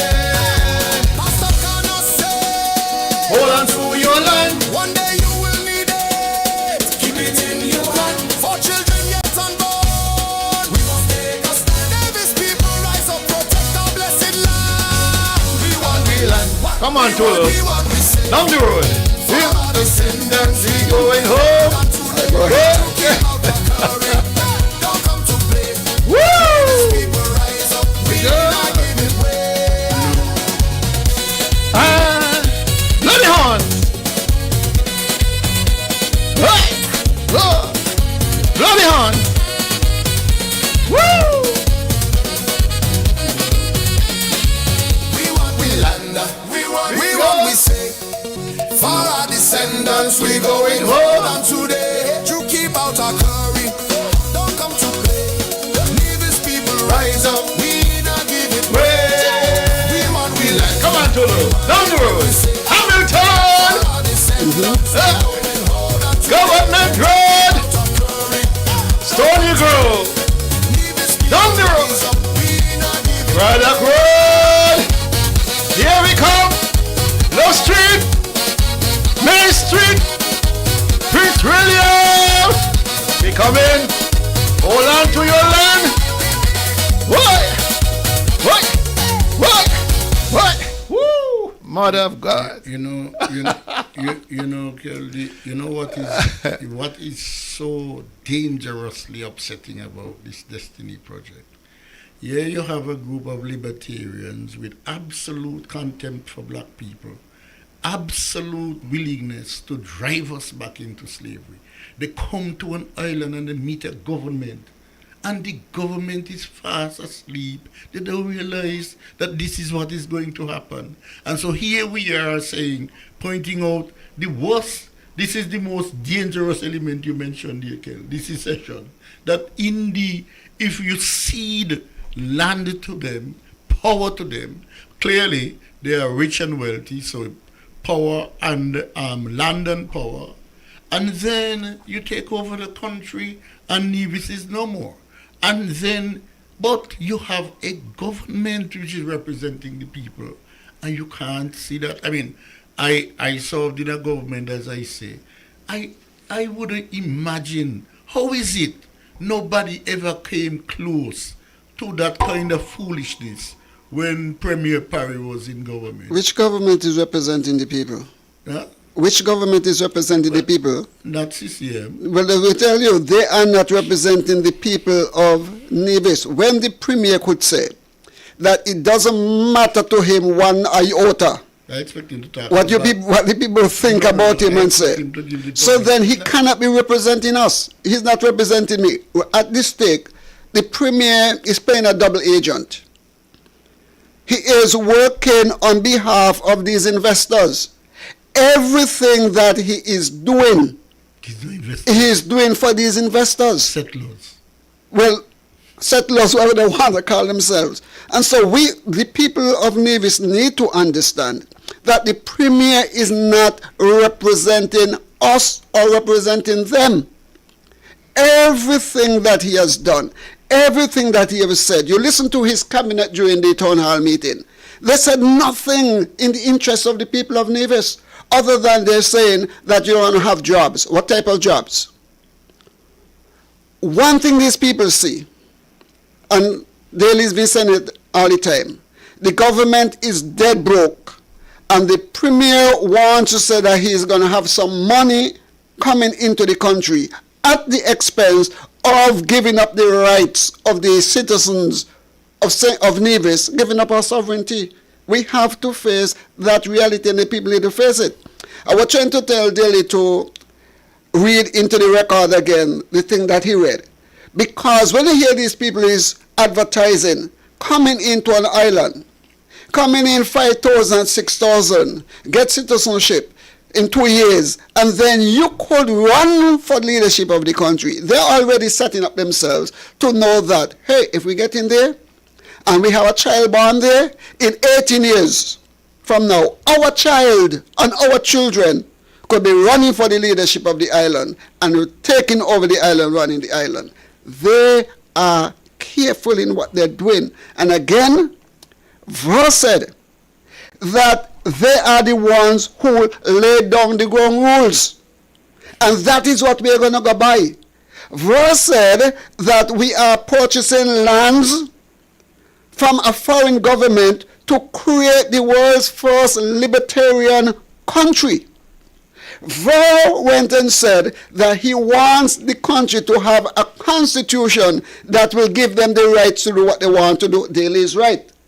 113 is the best way. Okay, is the best way to give them this island so that they can do what they want to do with it. And the Premier is in bed, in sync with everything that these people planned. And he knew it not after July. He knew it not in 2023. He knew it not in 2020. He knew this thing going on since about 2017. This will be the first bloodless coup upon the people. Upon the people. There will be no need for gunshot. They will simply change the constitution. Anyway, and that's over. We gotta move. No, the Premier would have taken a lot of time to explain to Nevisians that the settlers would not be able to purchase lands outside of the SSZ. So let us think in for a minute while I take this call. Settlers are citizens. Good afternoon, you're on target. Good afternoon, Mr. Daly. Yes, much better. Go ahead. You can hear me now? Yes. Mr. Daly, Mark Brantley and Terrence Joe, they know what they're doing. And you could see the people that think it's Nevis, they're buying it too. Because as we hear earlier, I want to say to DJ Marisha and Tulu, we're not going to give up. We're not going to give up. Because Mark Brantley and Watley Terrence Joe is not going to get away with this. It seems to me they're looking at our Grenada, you know. But we don't want it. We want the people to come out and do what they have to do. Because this is so terrible for generation. We want a country, Mr. Daly, that our little ones coming through could say, Daddy, are you ready for my dream home in Charlestown? Are you ready for my dream home in Bastille? And they're going to come up with nothing there. And Mark Brantley and his wife and his cabal, you hear the statement of Kelly played the other night there? Mark simply showing us he don't care about sinking slaves. And we're going to show him we care. Because they're looking at Grenada, you know. Have a good afternoon, Tulu. Help me pray. Tulu, you were there yesterday. You see us went around Bastille, and you see the kind of stand young people taking. When you left and jump back on the boat, half of them want to come keep up discussion. I call you, Tulu, I'm not going to talk to them. I'm not going to talk to them. Because I jammed down and fight like hell to let Bentley and Terrence Jr., who is not going to sit down with this nonsense. Have a good afternoon, brothers. Thank you. And let me fight on. All right. Now, we were discussing the fact that the Premier is trying to convince divisions that the persons who settle in the zone will not be allowed to buy land outside of the zone. Very dangerous statement and very untrue statement. It's a statement meant to appease criticisms that these persons have their blueprint to take over the entire island. So he's trying to answer by saying, well, they will not be prevented from, they will be prevented from buying land outside of the zone. I hold in my hand the SSZ Act is now law. So no longer a bill. Once it's passed, it's now an act. This is the act. And let me refer you to page 6, section 2H, and I'll read it for you. Section 2H reads, and I quote, a development agreement may contain provisions related to the following matters. H, addition of real property within parameters to be defined in the development agreement to expand the area. Oh, well, that says it. To expand the area. Now, the last definition I know expand mean is made to make greater, to make bigger, to enhance, to increase, to add more, all of those, to multiply. True. To multiply. Mm-hmm. All right. It is once the development agreement, which will contain aspects and provisions of this act, once this development agreement is passed in our parliament and passed in the federal parliament, it is now law. It is now law. It has now been codified. The development agreement will be codified. It's the first development agreement that I know of. Maybe there have been others. To be codified. To be codified. An agreement. It means that any breach of that law, once it's codified, means $23 billion on retail part. But how is that not answered? Because ratification declaration requirements, 7.1, they're talking about the development agreement containing provisions referenced in section 621F, where I just read, shall be ratified and contained in a law. We are on dangerous grounds. And who asks for this to go into parliament and be ratified? Not the premier, not the prime minister. The investors or the developers, they're the ones, according to the premier, they're the ones who say they want it. But it makes The sense. settlers. It makes sense for them to want it because it protects them. So then how come the Attorney General will say to us, look with a straight face, that this thing was crafted in his office? How could the Premier say that this was crafted in the Attorney General's office when the settlers are saying, this is what we want, and the Premier admitted that it is the settlers who want this type of protection. This is what Verse said. Verse said that they want protection from the government to make sure that the citizens outside the zone cannot come after them. And then he said that they are going to further negotiate, do additional negotiation with the government for further protection. Okay. So all the changes that we see here going on, and the Premier coming back and change his mind, is when the, what do you call them now, the settlers, said to him, listen, we are listening. We hear you saying that. We're hearing Dr. Daly and the others saying this. This is what we want. We want protection. That's why we have a $23 billion. Let me tell you something. Protection. One more point, that, Danny, before you jump in. The investor, a settler in the zone. Remember, these are individuals. Yes, of course. 15,000 of them. The Premier wants to convince us he can keep track of all of them. Where? All right? Now, he has an oversight body that looks at how the progress, the development is proceeding and all that. But he wants to convince poor me and poor you that he will know exactly who lives in his zone and who doesn't. And where they're going to go purchase land. You remember his wife is a realtor. So he's telling us now that we have a long registry of persons who live in the zone, and we will make sure none of them can buy land anywhere. But let me ask the Premier this. Since you're so smart, since you are so smart, Mr. Premier, what is to prevent a settler from going down to the company's registry or going to your office or any law office and say, listen, I want to form a company. I want to call it ABC Company Limited. And I'm going to use ABC Company Limited to buy lands in Gingerland. Buy lands anywhere on Nevis. Who can stop me? Not a soul can stop me, because that entity is separate from you. Yes. But what law gives the government the right to stop a citizen from investing anywhere in the country? Because if these people are coming here and they are citizens, what law is there so they can't? They can't. They could ban me. Right, this is how silly this whole thing is.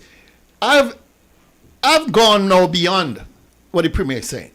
I'm simply saying that if Tulu Weeks, who is a settler in the zone, wants to buy land in Butlers, which is outside the zone, Tulu Weeks and simply go down to the land to his lawyer and say, listen, I'm going to form a company called Weeks Limited, which has a life of its own, and I can buy the land.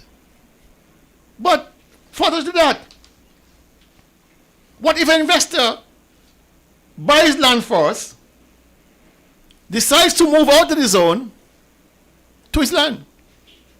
Are you going to stop them? Can't. This whole thing doesn't make any sense. And when the Premier is sitting on the stage, looking at dead set in people's faces and lying that he can stop them. Where? He has that power to stop them from buying land. How? He has yet to decide or tell the people of Nevis how, in God's name, what is the mechanism for stopping them? And I want the opportunity to ask him that next town hall.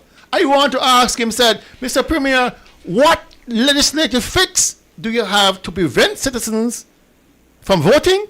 And what amendments to people's rights to practice the religion, to own property, to all these things? How are you going to stop them? Parliament. Amend the Constitution. I am hoping. So you're going to amend. That's what he's going to do. He has to do it. That's the only way it could happen. He has to amend the Constitution for it to happen. Let's go back to the phone. Let's go. Good afternoon, on target.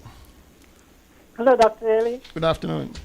There was a posting in WhatsApp, like a message coming in and saying that this is to inform you that the Premier has been appointed marketing manager for Destiny. No, man. No. Did you see it? Yes, I saw it. I thought it was funny. But that is it's not true. No, it's not true. Not officially true, no. Oh, okay. It's not officially true, but he is acting as. But I think it can be true because after, hello? Well, go ahead. Hello? Yes, go ahead. I believe it can work because after the next election, when he's not elected, then he has a job. Okay, then. Thank you very much. All right. But right now he's doing the job unofficially. You were saying something, Dan? Yeah, I was saying two things. One, you mentioned the point that the settlers want protection, and that protection seems to be comprehensive. But protection, you get comprehensive protection at the expense of who? The citizens like ourselves. And secondly, there was one town hall meeting I am expecting that before anything else, we must have, that's the Charleston one, there are 5 parishes, certainly the people in St. John's, where half of this land is, right? At least half of the land in question is in the parish of St. John's and St. George. There ought to be a panelist, town hall meeting in Gingerland. They had one already. That's the first one, right? No, that wasn't a town hall meeting on the SSN. It's Carleen bring that up. That was, you need a town hall meeting specifically on the SSC. Yeah. Okay. And you see the point you just made, Ken, about when you're a settler over here, you can go over Castle Boyland by virtue of the, you could just go to the registry, farm a company, and go over. Every parish in Nevis must get a full-blown town hall meeting. But see, you see, this is. And that town hall meeting where most people went to leave with more questions and answers. I don't think we need any more town hall, to be honest. That is going to be the same thing. It's the same talk shop. We have heard it all. They have had several meetings with different stakeholder groups. And tell the truth, when I left that meeting on Monday night, I needed a hot, long shower because I felt violated. I felt somebody had raped me. You need some soap to wash you. This is beyond soap. This is beyond even blue soap. You know, these guys are imposing themselves on us. And the Premier made it clear, listen, you guys elected us to lead, and we're going to lead. To hell with you. That kind of attitude where he is basically saying, I don't understand what you guys complaining about. You elected this government, and we intend to do what exactly this government wants to do. He said it. Now, my problem... Not on the citizens' behalf. My problem is this, all right, that we have an entire cabinet, not just the Premier, but we had an entire cabinet of Nevisians. All Nevisians except one, well, the legal advisor, she is Trinidadian. But she probably Nevisian by birth, by marriage. Yeah. But all of these people live in communities. Eric is from Gingerland. Troy is from St. John's. The 2 most impacted constituencies. And you have yet to hear them break rank with the Premier and say, listen, no, we need to reconcile, we need to go and study this more closely before we decide to sign this agreement. These are traitors. Very early. Straight out traitors to Nevis. They have betrayed us. They have betrayed us. Dr. Daly, very, very early you said to me in this very room that nobody in the cabinet could raise a dissenting voice against the Premier. All of them are afraid of him. And I am convinced every day that you're right. But how do you move? Troy has some children. Eric can't get children. He wish he could. But he ain't got none. Bran got a son that I know of. The rest of them, of no consequence. And you're looking at these people who have friends who are Nevisian, who have family who are Nevisians, who are crying out against this. And if I lived in a household where everybody's against it except me, I gotta start looking at me. I have to start looking at me. Hold your calls, please. Hold your calls for a moment. Hold your calls. Because your duty extends beyond your person. Your duty extends to the people that are paying you to serve them. And when you look at the unanimity. Uniformity? No, the unanimity. Of support. Of support. You start questioning the mindset of these people. Because you can't tell me they ain't hear the outrage at the meeting when people say, no, we don't want this. But let us get on, because we almost finished out of time. We have to be out here very shortly. And I want to do one last thing, and I want to listen to this one here. On the hospital, on the video, we are seeing that they are saying that they would help with the hospital, or help with the hospital.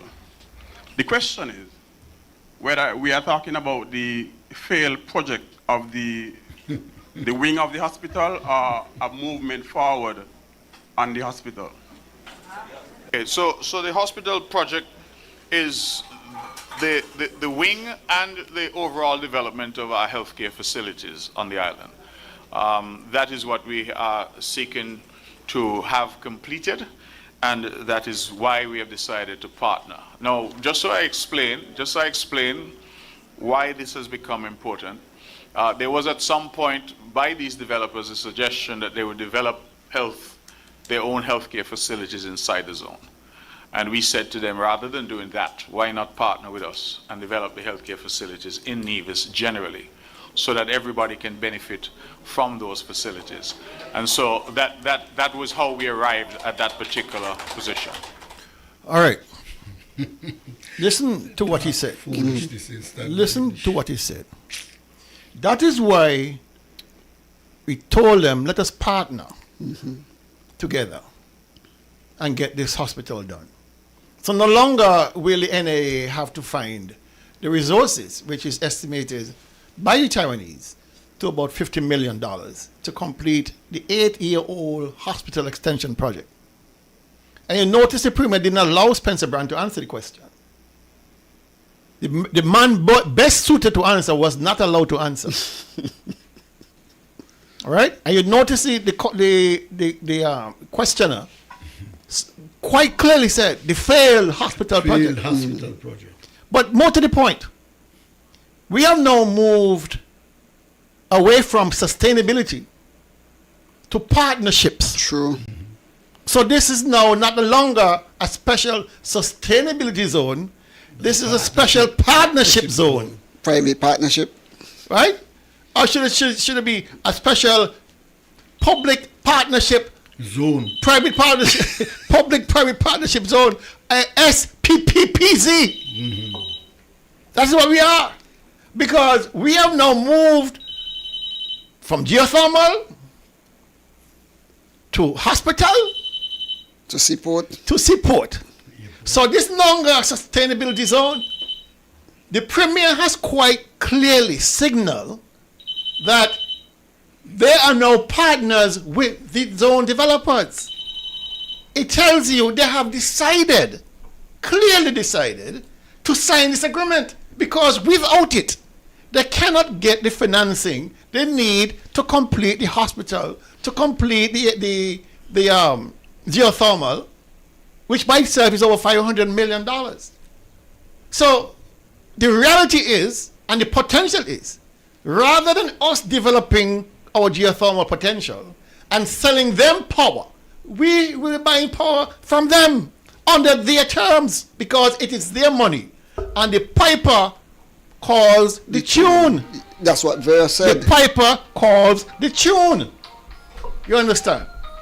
And so it is clear to me all intentions of the Premier is to sign, because he has squandered every single resource. He has put square pegs in round holes. The chickens are now coming home to roost. He has nowhere else to go. But Dilly, this law, based on what you just said, the law needs to be repealed, because if they're saying sustainable within the law and all of this, and the Premier is now saying no, sustainability is out of the window on his partnership, then they should repeal the law. It's no longer sustainable. If you're now talking about investing money into the port, which is a big part of the sustainable, if you're now talking about putting money into geothermal and renewable energy, which is a big part of the sustainable, we know there's no water over there for them to get that enough water for 10,000 people. And the presentation by the engineer from Four Seasons was so pointed. He was telling the government, based on the data coming out of the Met Office in the region, can't happen. We will not be having the kind of rainfall that can generate enough water for them persons for the persons in the zone to be self-sustaining. It cannot happen. They cut off the man mic. Cut him off. Delivered this out. They didn't want to hear the numbers. True. But the guy was onto something. Real data. Real information. They cut him off. He's a Four Seasons engineer. He's a Four Seasons engineer. His brother is physio of the hospital. The guy came there in all honesty to share with us the knowledge he has that we are moving into an era of drier, longer, hotter summers with less precipitation. Eric is up there talking about the people said they're going to dam the guts over there. Damn you! You can't dam guts over there. With what? The guts are dry guts. What are you going to dam? But those are the driest part of the need. Of course. This whole thing is ridiculous. You know, I mean, where I live in Prospect, sometimes I wonder what's happening. How Nevis get so regional. You'll be seeing heavy rain in Charleston. And none by you. By you? 10 feet away. There's no rain. The rain starts in Newcastle, comes over the hill by Jessups. You look at the vegetation up there by up above Jessups and you get the picture. So for you to go assume that down on those dry areas down there again, damming guts. Come on. Damming guts is a waste of time. If you dam guts, it's with the idea of using that water to recharge the aquifer. Yeah. So you dam the guts and you allow the water to percolate back down into the water table. Yes. It takes a long time for that to happen. A long time. You cannot then take this runoff from God knows where. You have all kind of material that ends up in these traps, in these dams, right? That you now have to go filter out and purify for you to use. It is impractical. It is impractical unless again you're going to use it to recharge the aquifers, which takes, like I said, a long time, years for it to percolate down. So outside of desalination, which they say they're not going to do, they're saying we're going to have enough water, which the guy has said, the engineer said, cannot happen. You cannot happen. But you know, so it means then, it means therefore that these people will have a direct line from our potable water system. Yes. And the legislation doesn't speak to them having a requirement or they shall do it. The legislation is so loose. They may. Seeking to achieve. Right? Or seeking to achieve. Or they're aiming to. So it means, therefore, that our water system, which is already very fragile, will be now made to share with 10, 15,000 other people who want waterfalls and swimming pools and all kind of things at our expense. That was not the plan. The plan was sustainability. The plan was you bring your water, you bring your power, you bring your hospital, you bring your school, you bring your port. Now all of this is gone away. Let's partner. Let's partner. Let's partner. The bill needs to be repealed. And how do you partner with billionaires? Where? When they want what they want, when they want. You ever tried serving a billionaire? They're not like me and you, you know. They have certain expectations. And when they don't get the expectations filled, it's hell to pay. You understand? This is how these people move. They're not very, very nice people. They're accustomed to have their own way. And if the government is now dependent on them to increase GDP 60 times over, if you're now dependent on them to grow the revenue from their activities to $150 million per year, they own you. You have to give them what they want. They own you. That's true. You remember there was a point when Four Seasons first came, years after, anytime there was a water shortage in the rest of us, they had water. They had every time there was a load shedding, they had power. That was the agreement. They get first preference. Of course. Water and power. What do you think going to happen over there when you got a population of billionaires who are demanding from you consistent power and consistent water? They will get it first. Who will get it first? They will you get think it first. we as civilians and divisions going to get it first? Or are they going to get first preference? Bet you last dollar. They will get first preference while we out here bathing out of a bucket. If you're lucky. And that is why, Kel, you know, what we are doing here, we are highlighting the serious ramifications of a project that is ill-conceived and that has, you are making the point about so many holes to plug, that by the time you finish plugging these, you just asleep, you forget about it. But what is important is that the Nevis people need to understand. You were just alluding to it, Kel. Dealing with billionaires is not an easy business, and they demand a lot. And, you know, there is no way we can accommodate 15,000 more people in Nevis. No way. Not with the present scale of resources. And someone was pointing out to me just a few days ago that when you track the population of Nevis over the last 50 years, it has never gone beyond 15,000 people. And perhaps that is what we can manage, that is what we can do in the context of our existing resources. But if we are going to develop on our own terms, not with libertarians and not with those kind of settlers, then we can move in that direction. But you can't be telling me that the existing water and electricity and so on that we have now will be given first to them, Kel. That's what we're saying now. We are giving up resources. We are giving up our sovereignty. We are giving up our religious rights and conviction. They keep saying to us we are going to be like Dubai. And from a religious perspective, I cannot go into Dubai, those places, and practice my religion freely. There are restrictions. I can't carry it there. We call ourselves a Christian community, a Christian society. The premier who seems to be more an atheist or something else. I don't know what he is. A Norwegian. He wants to give the impression that we should be welcoming people regardless of their religious persuasion, whatever. I am saying that as a Christian community, hell no. These libertarians are racist. I am following them up. No, you know, these people believe that slavery should be still be running. They believe in slavery. They are coming. Their aim is to enslave us again. No? That's their modern form. That's their vision. Yeah. Black people are inferior.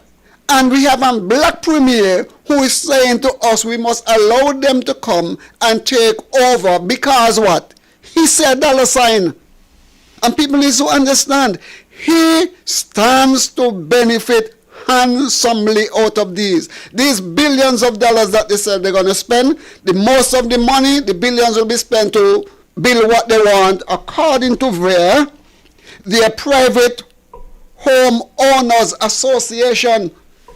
It's nothing to do with business. We will be doing slave labor, whoever wants to go there to do it. It is not like Four Seasons that you're going to go down there and get a job that is essential, management. People need to understand this, that Mark Brantley is taking us for a ride. He's selling us out. Okay, that is the last word. We have to get out of here. No. But we can't take any more calls, unfortunately. Caller, I do apologize, but we do have to evacuate the studio. There's another team waiting to come in, so we have to end the program. We normally run a little longer, but I do appreciate your input today. It was quite a long haul as usual, but we have to now vacate to make room. All right, I do apologize for that. All right, we will see you next week, Saturday, same time, same station, and keep you informed with what's going on in the Federation of St. Kitts and Nevis. Thank you all. God bless, and see you next week. Remember to join us on Thursday for Tell Me, and then on Saturday for Tell Me, Monday night. Oh yes, Monday night. Your voice with the NR. Yes. All right, we order here. Thank you all very much.